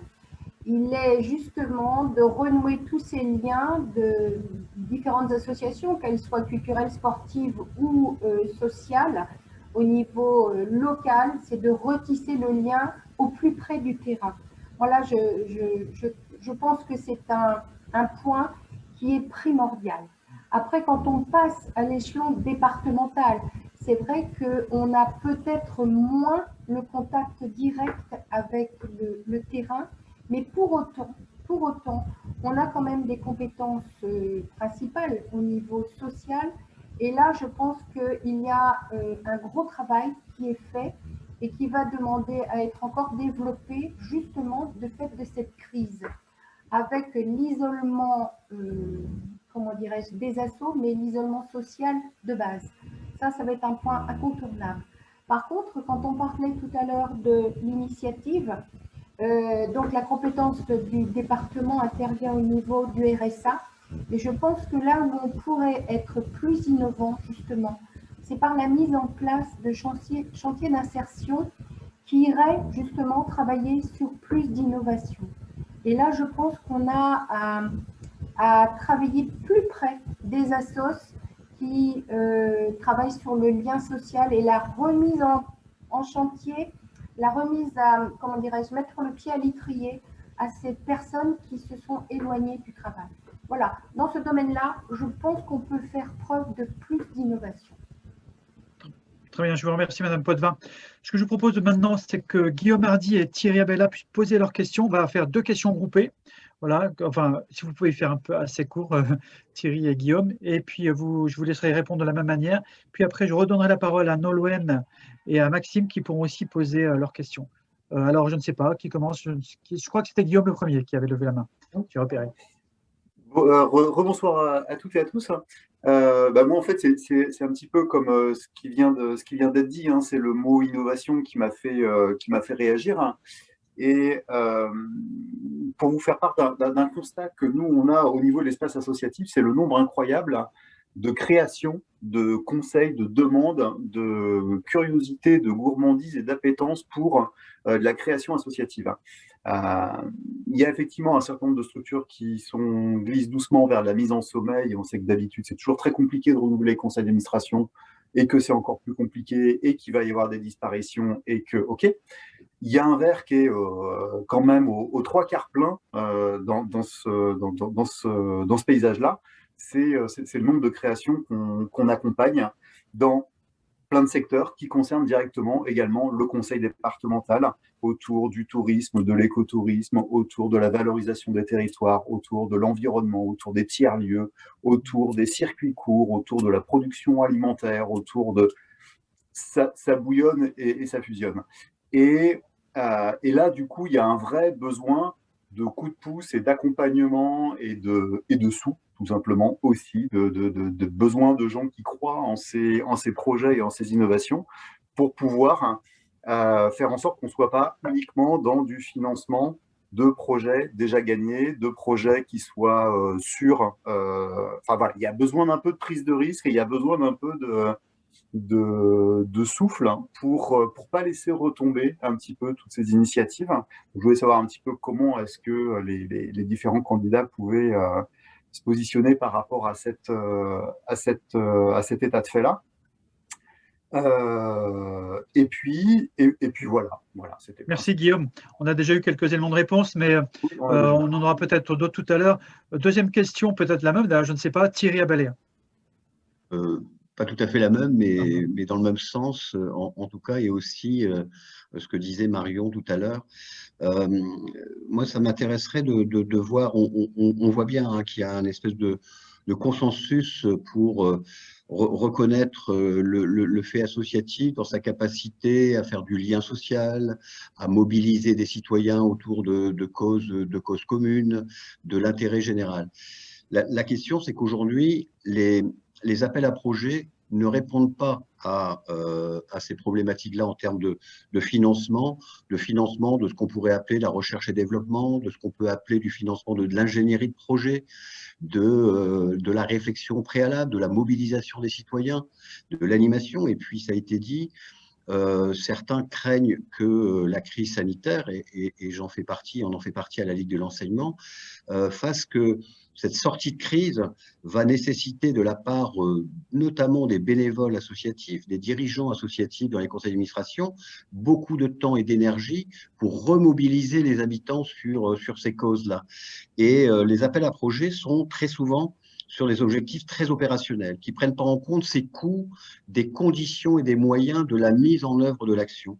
Et je trouve que les conventions pluriannuelles d'objectifs sont très souvent aussi sur des objectifs opérationnels et assez peu sur des objectifs de cet ordre-là, qui est le lien social, la mobilisation des citoyens, la possibilité éventuellement effectivement d'innovation, mais parfois aussi de poil à gratter pour sur la chose publique. Enfin, historiquement et encore aujourd'hui, les associations ont souvent été pionnières sur le fait de mettre sur la place publique un certain nombre de préoccupations sociales, de santé, environnementales, qui n'étaient pas suffisamment pris en compte par les politiques publiques. Donc tout ce temps de maturation qui est le fait même de toute association, composée d'abord d'adhérents, puis de bénévoles, puis de responsables associatifs, et pour quelques-unes simplement de salariés, mériterait d'être intégré dans les contractualisations avec le département, puisqu'on est sur les élections départementales, mais avec les collectivités d'une manière générale. Et ça, je ne le vois assez peu aujourd'hui en œuvre. Même je dirais que la subvention de fonctionnement général a complètement disparu pour être sur les subventions de projets et d'objectifs au détriment de ce processus d'éducation populaire de mise en œuvre de l'action. Très bien. Et bien sûr, ces deux interventions qui ouvrent encore plus le débat, hein, innovation sociale, recherche et développement, mobilisation, le pas de côté un peu par rapport aux politiques publiques un peu classiques et en lien avec la crise. Alors, je vous laisse répondre si vous avez des éléments complémentaires par rapport à ce que vous avez déjà dit. Je ne sais pas, alors tout à l'heure, je crois que c'était Gwendal Kiegar qui avait commencé. Peut-être Madame Poitvin, si vous voulez commencer, comme vous avez terminé tout à l'heure. Alors, il y a plein de choses là-dedans, mais comment dirais-je? En fait, on s'est aperçu de plus en plus que justement ces subventions de fonctionnement, elles avaient été abandonnées parce qu'on ne voulait plus avoir une politique de guichet, c'est-à-dire quelque chose qui devienne redondant et qui vienne automatiquement, on va dire. Et c'est pour ça que les appels à projets ont été mis en place pour comment dirais-je, correspondent à des financements beaucoup plus précis de projets développés par les différentes associations.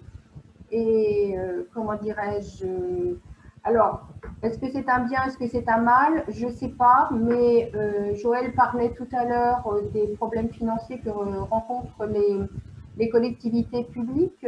Bon, on parle du département aujourd'hui, mais les communes sont dans la même charrette, on va dire, puisque les budgets sont de plus en plus contraints et du coup, les financements qui sont octroyés aux associations sont beaucoup plus ciblés sur des projets précis, effectivement. Voilà.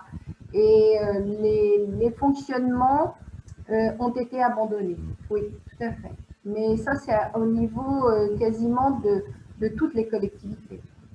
Mais par contre, les projets déclinés par les associations sont souvent des projets en cascade, c'est-à-dire qu'il faut que la collectivité première, donc qui est la mairie, enfin la ville, enclenche le système ou la Comcom, et après ça génère le déclenchement d'autres subventions, le département et la région.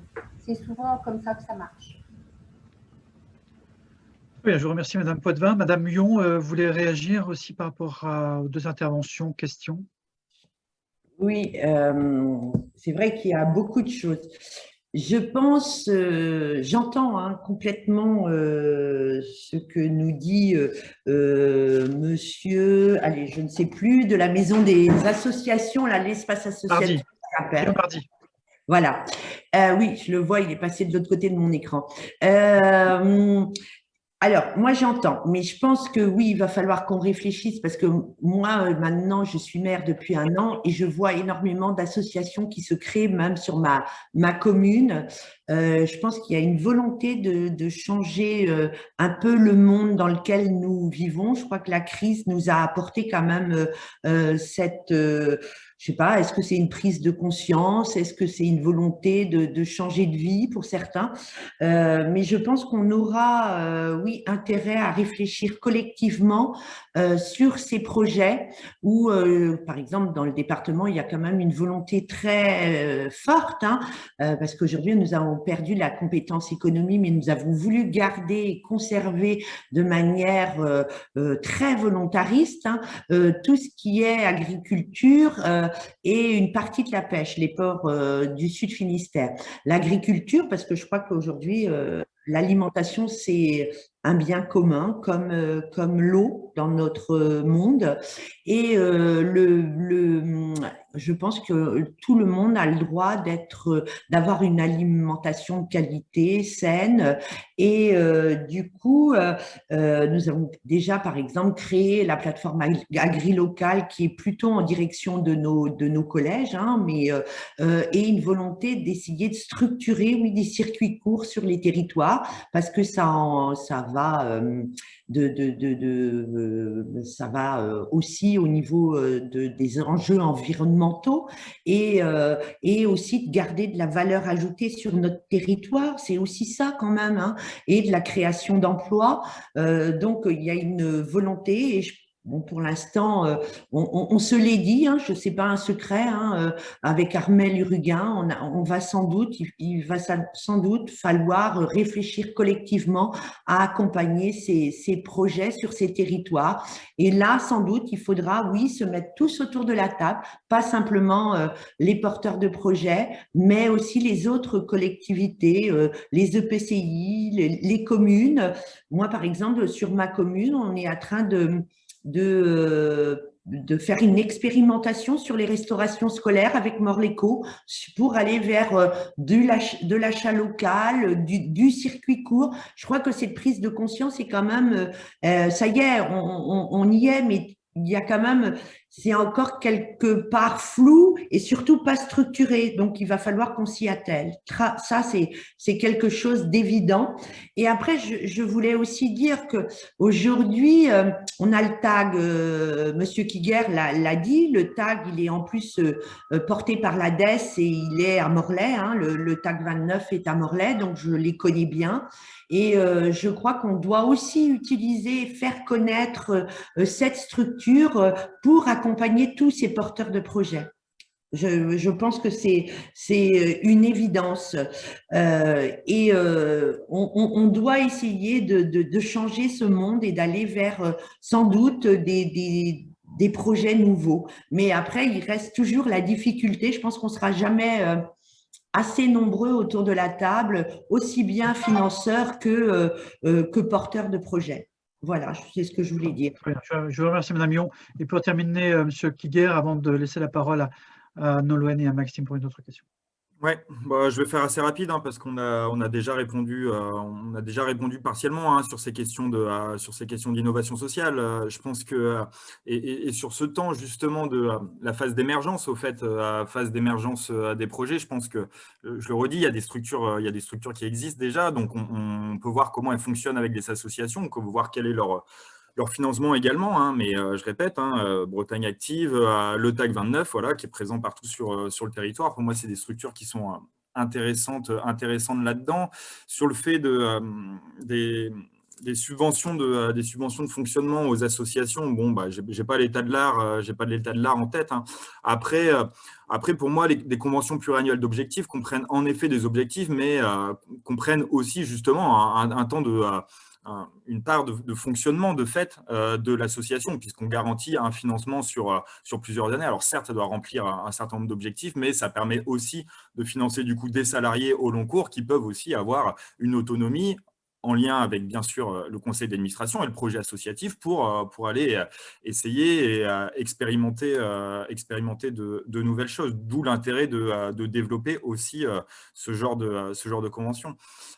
Et après, il y a un dernier point pour moi qui est important et qui est vraiment à travailler, je pense, à travailler ensemble, à travailler avec les associations, à travailler avec les têtes de réseau, à travailler avec le mouvement associatif. Hein. Ça va être justement cette question de l'utilité sociale où on a un peu du mal à mettre le doigt dessus sur ce que c'est exactement. C'est-à-dire que en effet, il y a la loi ESS, l'article 2 qui l'a défini. Bon, ok, ça définit grandement, mais concrètement, quels critères quels critères on va avoir derrière, comment on bosse avec les associations là-dessus. Je sais que la Corlab a fait un travail là-dessus avec les radios associatives de Bretagne. Là, ça devrait pas tarder à sortir, je pense, les résultats de ce qui a été mené là-dessus. Mais en tout cas, c'est un travail que je trouve intéressant. On pourra peut-être s'appuyer là-dessus pour justement voir comment inclure ces critères aussi ces critères d'utilité sociale dans les subventions aux associations, parce que oui, c'est pas évident de mettre le doigt dessus. C'est plus facile de dire tant de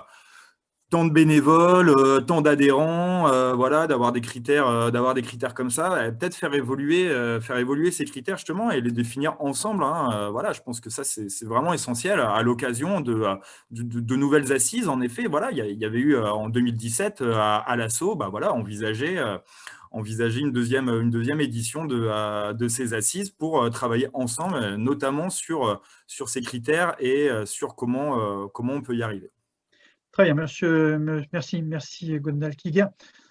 Très bien, je crois qu'on a pas mal creusé le sujet à l'innovation et de tous ces sujets, et, des appels à projets, des CEPOM, etc. Je vais proposer la parole à Nolwenn et à Maxime. Nolwenn, allez-y, et puis Maxime tout de suite après si vous voulez, et puis après on refera le tour de table. Je vous laisse la parole, Nolwenn. Du coup, je change un peu de sujet, je sors de l'innovation pour revenir un peu sur ce qui a été abordé en début de réunion sur les différents échelons.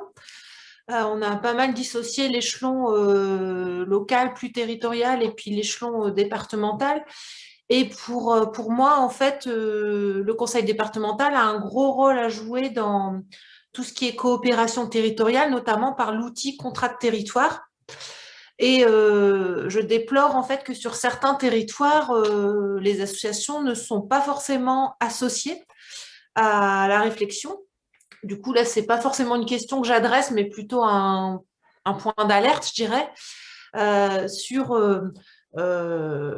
l'influence qu'a le conseil départemental aujourd'hui par cet outil-là pour inciter les EPCI à faire avec, déjà à observer les associations qui sont sur leur territoire, parce que les EPCI, ce n'est pas l'échelon, l'interlocuteur naturel pour une association locale, en fait. On est vraiment plus sur une relation association locale-mairie. Et donc, pour permettre aux EPCI de voir vraiment quelles associations sont actrices sur le territoire et dans plein de domaines. Je pense forcément à l'enfance-jeunesse parce qu'on est très présent sur ce domaine-là, mais aussi mobilité, animation de la vie sociale, environnement, voilà, de manière très large. Et d'inciter les élus et les techniciens des EPCI de faire avec les associations des territoires. Voilà, je n'irai pas plus loin en fait. C'est plutôt un message à passer sur ce sujet-là. Très bien, merci Nolwenn. Maxime, je vous laisse la parole. Oui. Alors du coup, moi j'ai le sentiment que dans le débat, la question du financement a beaucoup été évoquée, mais pas forcément explicitement celle de la consultation. Pourtant, à la FEDB, on fonde notre fonctionnement sur la démocratie participative et on est convaincu que la démocratie ne doit pas s'arrêter à un vote tous les 6 ans. Du coup, ma question, c'est la suivante, peut-être un peu brute, mais de manière générale, quelle place souhaitez-vous donner aux associations dans la construction des politiques publiques? Très bien, voilà une question bien précise. Eh bien, je vous propose on refait le tour de table. On va changer. Je propose à Madame Lyon de commencer, puis après à Madame Poitvin je ne sais plus qui avait terminé. Je crois que c'était Gwendal Kiger. Non, plutôt à Gwendal Kiger pour en deuxième, et puis après à Madame Poitvin, si vous voulez. Je vous laisse la parole, Madame Lyon. Oui, je vous remercie. Alors, du coup, les contrats de territoire. Les contrats de territoire, c'est vrai que l'élaboration de ces contrats de territoire n'est pas homogène sur le département du Finistère. C'est bien un contrat que l'on signe avec l'EPCI et l'EPCI est fait des communes, en principe. Alors après, l'exécutif, bon d'abord il y avait des EPCI, pour ne pas vous cacher, qui ne voulaient pas de ces contrats de territoire et donc n'ont pas fait le choix d'associer les associations sur leur territoire parce qu'ils avaient une vision autre et on n'a pas vraiment le pouvoir. Parce que dans la Constitution, hein, il y a aucune collectivité ne peut faire pression sur une autre. Chacune a son droit de gestion, d'autonomie. Et heureusement, quoi, parce que si aujourd'hui le département forçait la main à je ne sais trop qui, ou peut-être aux associations, déjà. Certaines en ont déjà un peu ce sentiment-là. C'est quand même un peu fort de café. Donc, c'est la difficulté. C'est la difficulté. Alors, il y a une sensibilisation très forte, hein, à la fois des élus et des techniciens, parce que les contrats de territoire ne se construisent pas qu'avec les élus. Il y a aussi les techniciens qui regardent justement sur les territoires en lien avec les compétences du département, toujours les forces vives de ce territoire-là. Après, nous n'avons pas la possibilité d'obliger le PCI à inscrire une action ou une association dans le contrat de territoire. On le pousse ou on le souffle très fortement. Après, s'il n'y a pas cette volonté-là, c'est une difficulté pour une partie des contrats de territoire. Ensuite, nous allons construire des accords de territoire solidaires pour le mandat prochain et nous espérons, parce que les trois grands piliers de ces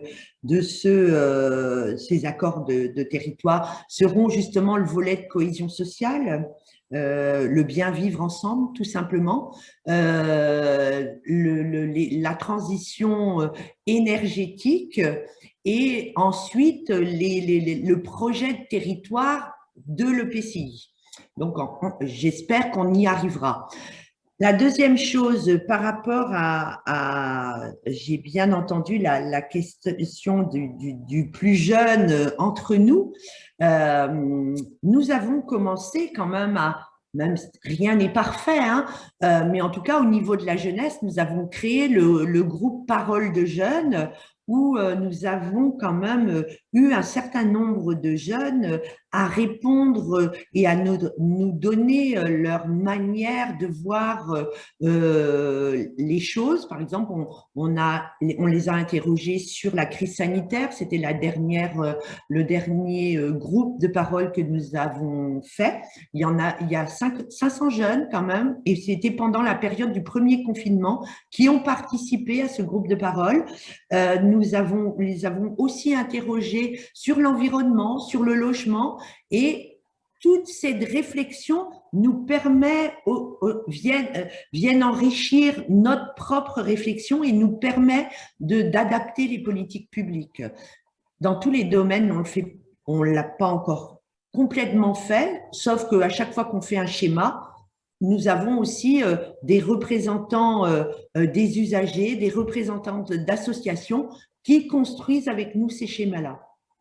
Voilà ce que je vous remercie, Madame Huon. Ouais, merci beaucoup. Je donne la parole à M. Kiguer avant de donner la parole à Madame Poitvin, toujours sur ces questions, effectivement, de coopération EPCI et financement. OK. Du coup, sur la question des contrats de territoire, je n'ai pas grand-chose à se dire, hein, si ce n'est qu'en effet, je suis d'accord avec ce qui a été dit, hein, sur le fait qu'il faudrait associer plus les associations. Je n'ai pas connaissance, comme Madame Huon, du fonctionnement précis de l'élaboration de ces contrats. Voilà. Après, si les EPCI ne souhaitent pas associer les associations, rien n'empêche le département d'aller les consulter en amont, justement, de cette discussion bipartite qu'il peut y avoir avec les EPCI, pour elle, de son côté, pour préparer sa partie de son contrat avec les associations de territoire, je suppose. Après, en effet, ça dépend de la réalité politique de chaque EPCI là-dessus. Donc Donc ça on verra bien quand on sera élu, n'est-ce pas? Et puis ensuite, sur la question de la place des associations dans la construction de la politique publique, moi j'y crois. Alors, je crois à plusieurs choses. C'est-à-dire que, en effet, les associations, mais comme d'autres corps constitués, c'est-à-dire qu'il n'y a pas que les associations, il y a aussi les syndicats, il y a aussi les entreprises. Je pense qu'il faut les associer à la décision publique. Je pense aussi aux citoyens. Alors, pas pour chanter les associations. Je pense que les deux ont clairement leur utilité. Voilà. Je pense que nous, on croit vraiment à l'association des citoyens. Voilà, c'est pour ça qu'on mettre en place, par exemple, des conventions citoyennes, comme ça a été le cas de la convention citoyenne sur le climat qui a été mise en place au niveau national. C'est quelque chose d'intéressant. Avec justement l'ambition de prendre en compte ce qui est décidé dans ce genre d'instance. Voilà, c'est-à-dire que je peux que saluer ce qui a été fait au niveau de la Convention citoyenne, je peux que déplorer ce qui en a été fait. Donc, on croit en ce genre de choses.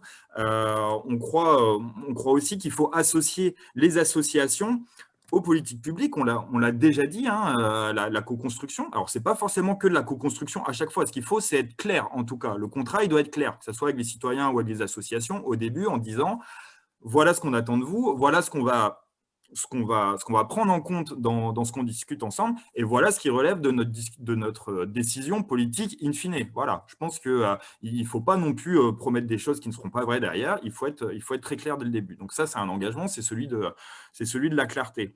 Ensuite, associer les associations à la définition des politiques publiques complètement. Je pense que c'est quelque chose de très intéressant, et surtout les associer dans le suivi et dans l'évaluation derrière. Voilà, ça, je pense que c'est aussi quelque chose de très important. Sur, par exemple, la politique cyclable du département, il y a un schéma vélo. C'est intéressant pour moi d'associer toutes les associations de défense du vélo. Voilà, je parle des choses que je connais, c'est la deuxième fois que je parle de ça, mais c'est un milieu que j'ai pratiqué, donc c'est plus simple de s'appuyer aussi sur quelque chose de concret qu'on a pratiqué. Donc voilà, associer les associations à l'élaboration, mais également au suivi derrière. Voilà, je pense que c'est quelque chose d'important. Et je le rappelle encore une fois, la clarté. Ne pas non plus dire on va faire ce que nous disent les associations. Être clair en disant là-dessus, on va prendre en compte votre avis, là-dessus, notre avis est différent, ou on avance d'une autre manière. Voilà. Très bien, je vous remercie, M. Guillard. Je vais laisser la parole pour terminer avec Mme Poitvin, et puis après, je redonne la parole à Pascal Petit pour conclure, ou vous pourrez aussi amener un mot de conclusion. On avait dit qu'on terminait à 20h et on y approche. Je vous laisse la parole, Mme Poitvin.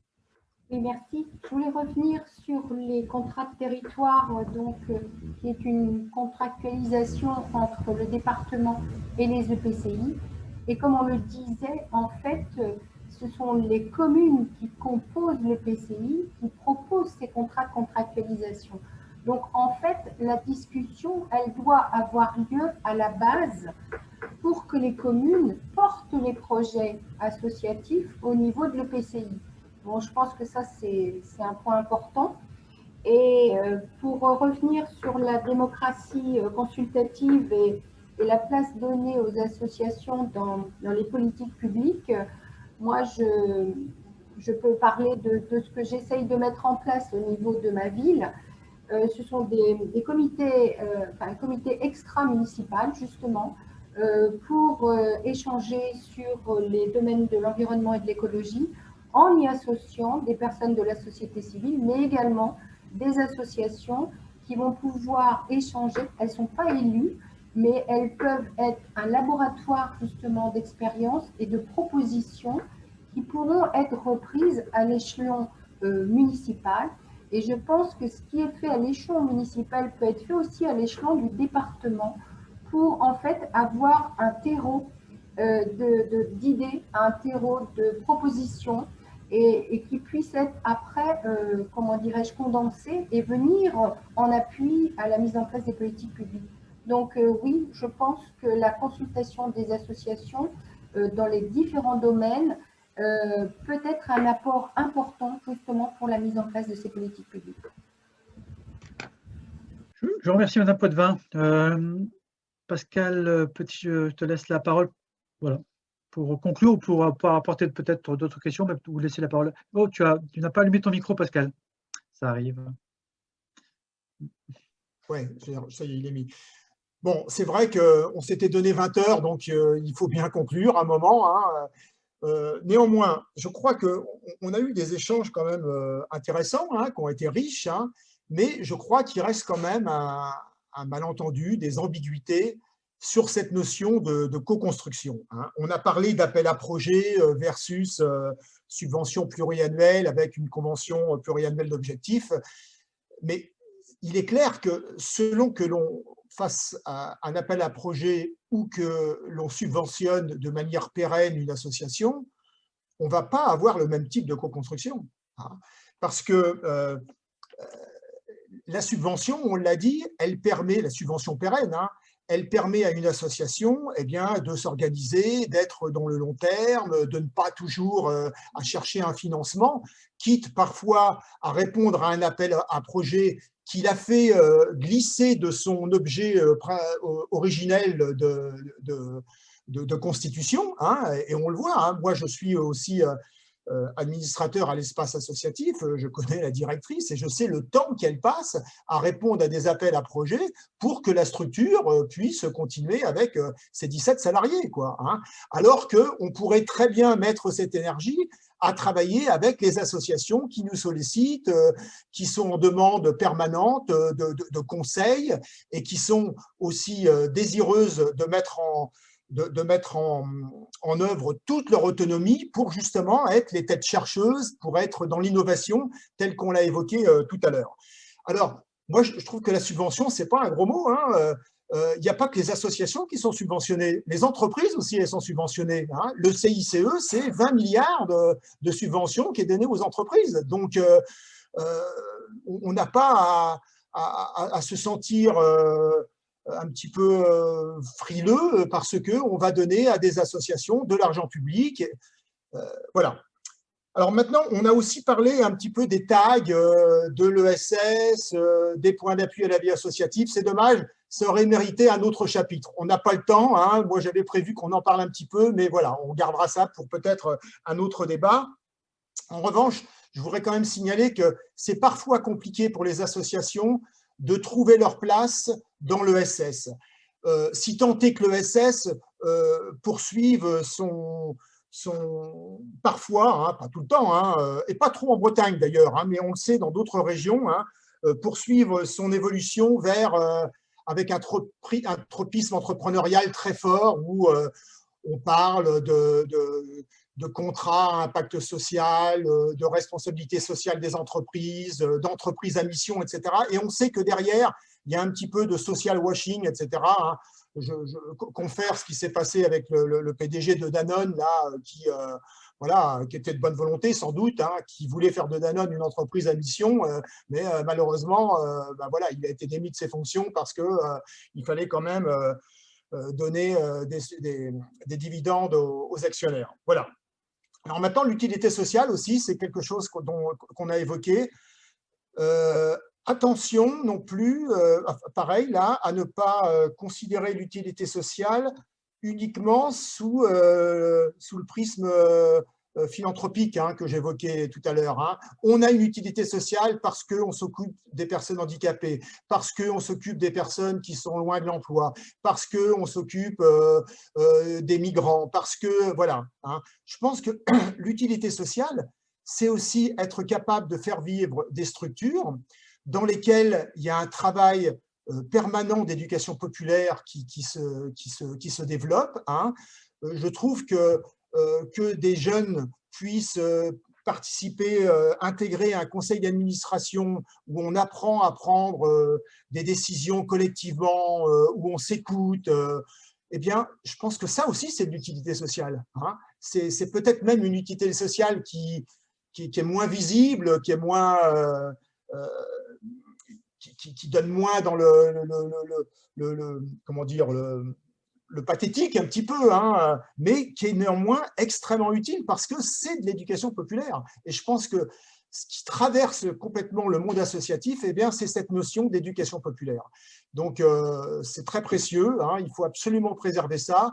Nous, en tout cas, au mouvement associatif de Bretagne, on est arc-bouté sur cette notion-là. Et c'est parce qu'il y aura de l'éducation populaire, parce qu'on aura développé une véritable autonomie associative, qu'on sera capable de co-construire des politiques avec effectivement des collectivités locales, mais d'égal à égal, je dirais, hein, pas forcément dans un lien de subordination, parce que la co-construction, ce n'est pas un lien de subordination, c'est autre chose, c'est bien plus riche que ça. Hein, et je crois que ça reste à explorer encore entre nous. Très bien, merci Pascal. Juste pour terminer, je voudrais vraiment vous laisser la parole. Je vais laisser la parole à Madame Poitvin, Madame Huon et Monsieur Kiguer sur un mot de conclusion, un mot de fin, un mot un peu synthétique sur si vous êtes élu demain ou si vous êtes réélu. Voilà, en quelques mots, hein, votre politique envers le monde associatif. Quelle sera votre politique envers le monde associatif? Voilà, je vous laisse la parole, Madame Poitvin, puis après Madame Huon. J'essaie d'être équitable, hein, sur la répartition et sur le temps. Je fais au mieux. Mais voilà. À vous, Madame Poitvin. Moi, ce que je peux dire, c'est qu'on a la chance d'habiter un département, d'habiter des villes où le mouvement associatif est très fort et très développé, avec beaucoup de personnes engagées et qui ont le souci de donner du temps et de donner du temps pour les autres.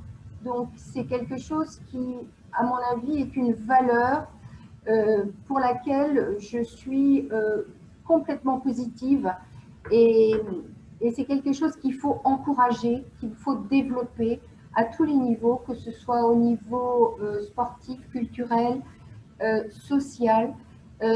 C'est une relation de l'être humain qui est complètement différent, la relation à l'autre, le service à l'autre.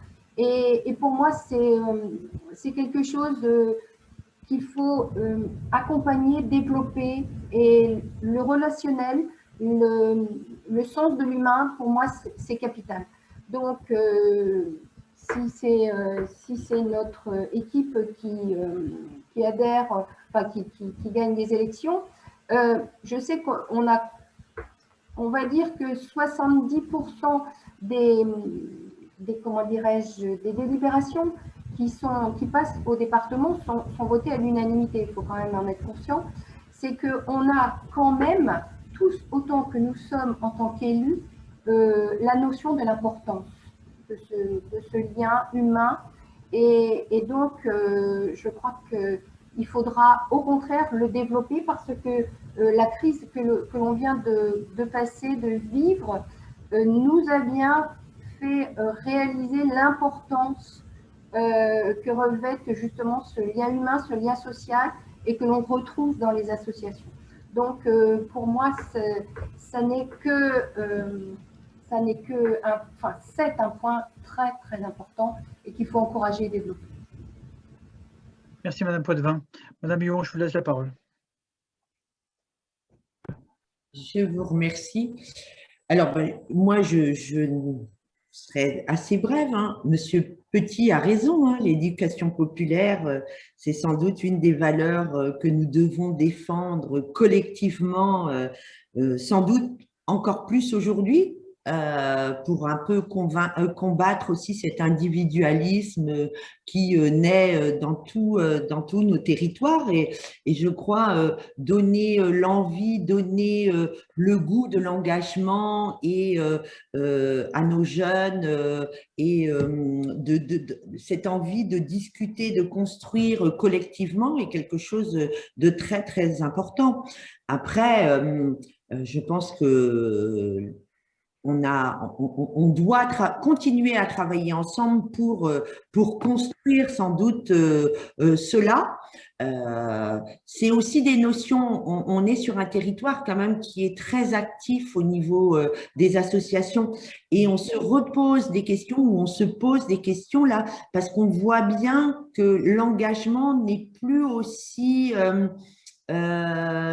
spontané qu'auparavant. Et il est évident que si nous souhaitons garder un tissu associatif qui est bien sûr pour moi de la cohésion sociale ou du bien vivre ensemble, parce que souvent, plutôt que de rester à la maison, regarder BFM, il est beaucoup plus enrichissant de se retrouver au sein d'une association et de confronter ses idées, ses positions et engager nos jeunes vers là, bien sûr qu'il faut le faire.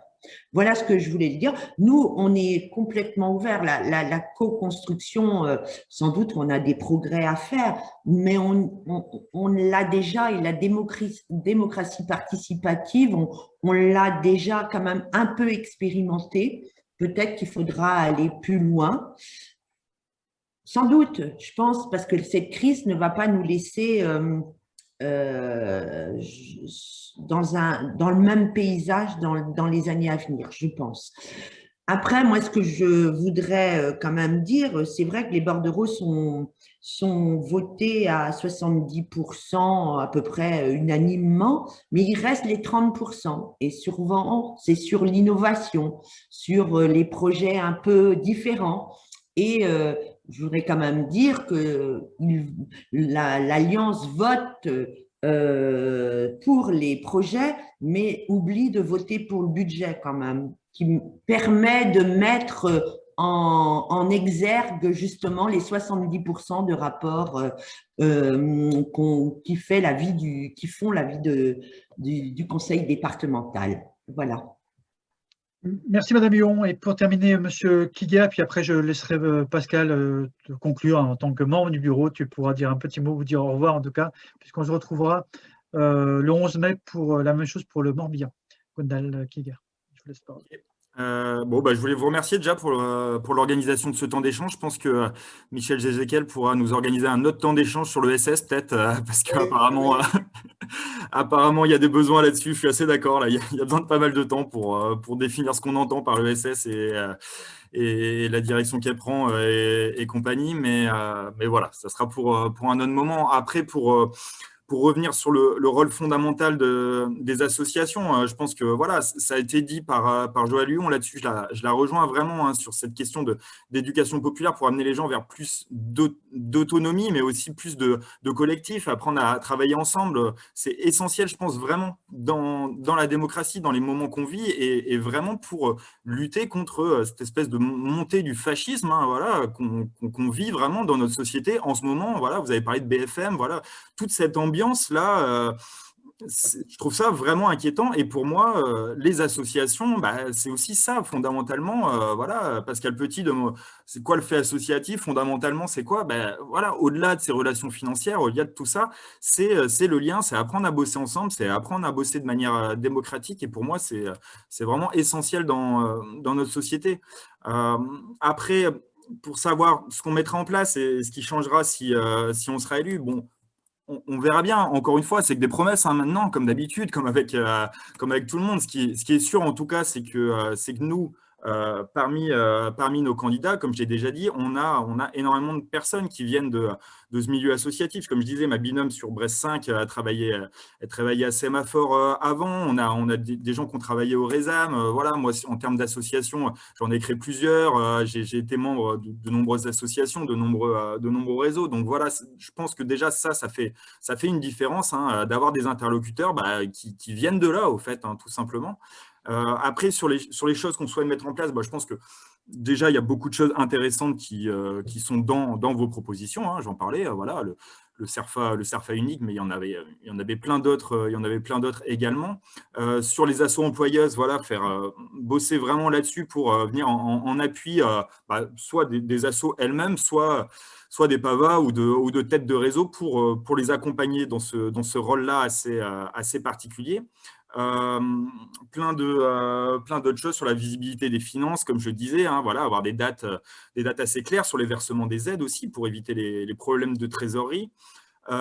Et puis après, sur la question de l'insertion, bon, on n'en a pas parlé, on l'a évoqué très rapidement, qui est aussi quelque chose d'important au sein du département. Peut-être songer à être moins exigeant sur les personnes qui viennent sur les chantiers d'insertion avec le 80% de RSA. Bon, on comprend bien, le département s'occupe de RSA et souhaite donc que des personnes qui soient au RSA soient privilégiées dans ces chantiers-là, mais il y a énormément d'autres publics qui, du coup, sont de fait exclus de ces chantiers d'insertion à cause de ces critères un petit peu trop restrictifs là-dessus. Donc, nous, on pense qu'en tout cas, sur cette question-là, il y a vraiment quelque chose à faire. Il y a énormément d'autres choses, mais le temps file. Voilà. Merci Gwenaëlle Kiger. Voilà, on va arrêter là. Il est 20 h passées. Je vous remercie sincèrement de votre participation, à vous toutes et tous. Jocelyne Poitvin, Joël Huon, Maëlle de Calan qui était là en partie également, et Gwenaëlle Kiger. Je vous souhaite bonne chance dans ces élections. Et puis, on va continuer notre tour de département. On sera dans le Morbihan donc dans quelques jours, le 11. Et puis, avec un final en quelque sorte, je ne sais pas, en tout cas une autre élection, les élections régionales, le 2 juin, avec les têtes de liste, je l'espère, la totalité. On est en train de prendre des contacts. Voilà. Je donne la parole à Pascal qui va vous dire au revoir aussi. Oui, ben voilà, dire au revoir. Je pense qu'on n'a pas épuisé effectivement le débat, mais Gustave Flaubert, dont on va souhaiter le bicentenaire de la naissance, là, disait que la bêtise consiste à conclure. Donc je m'en garderai bien, mais je vais lancer 2 mots, vive les associations et vive l'éducation populaire. Et à bientôt.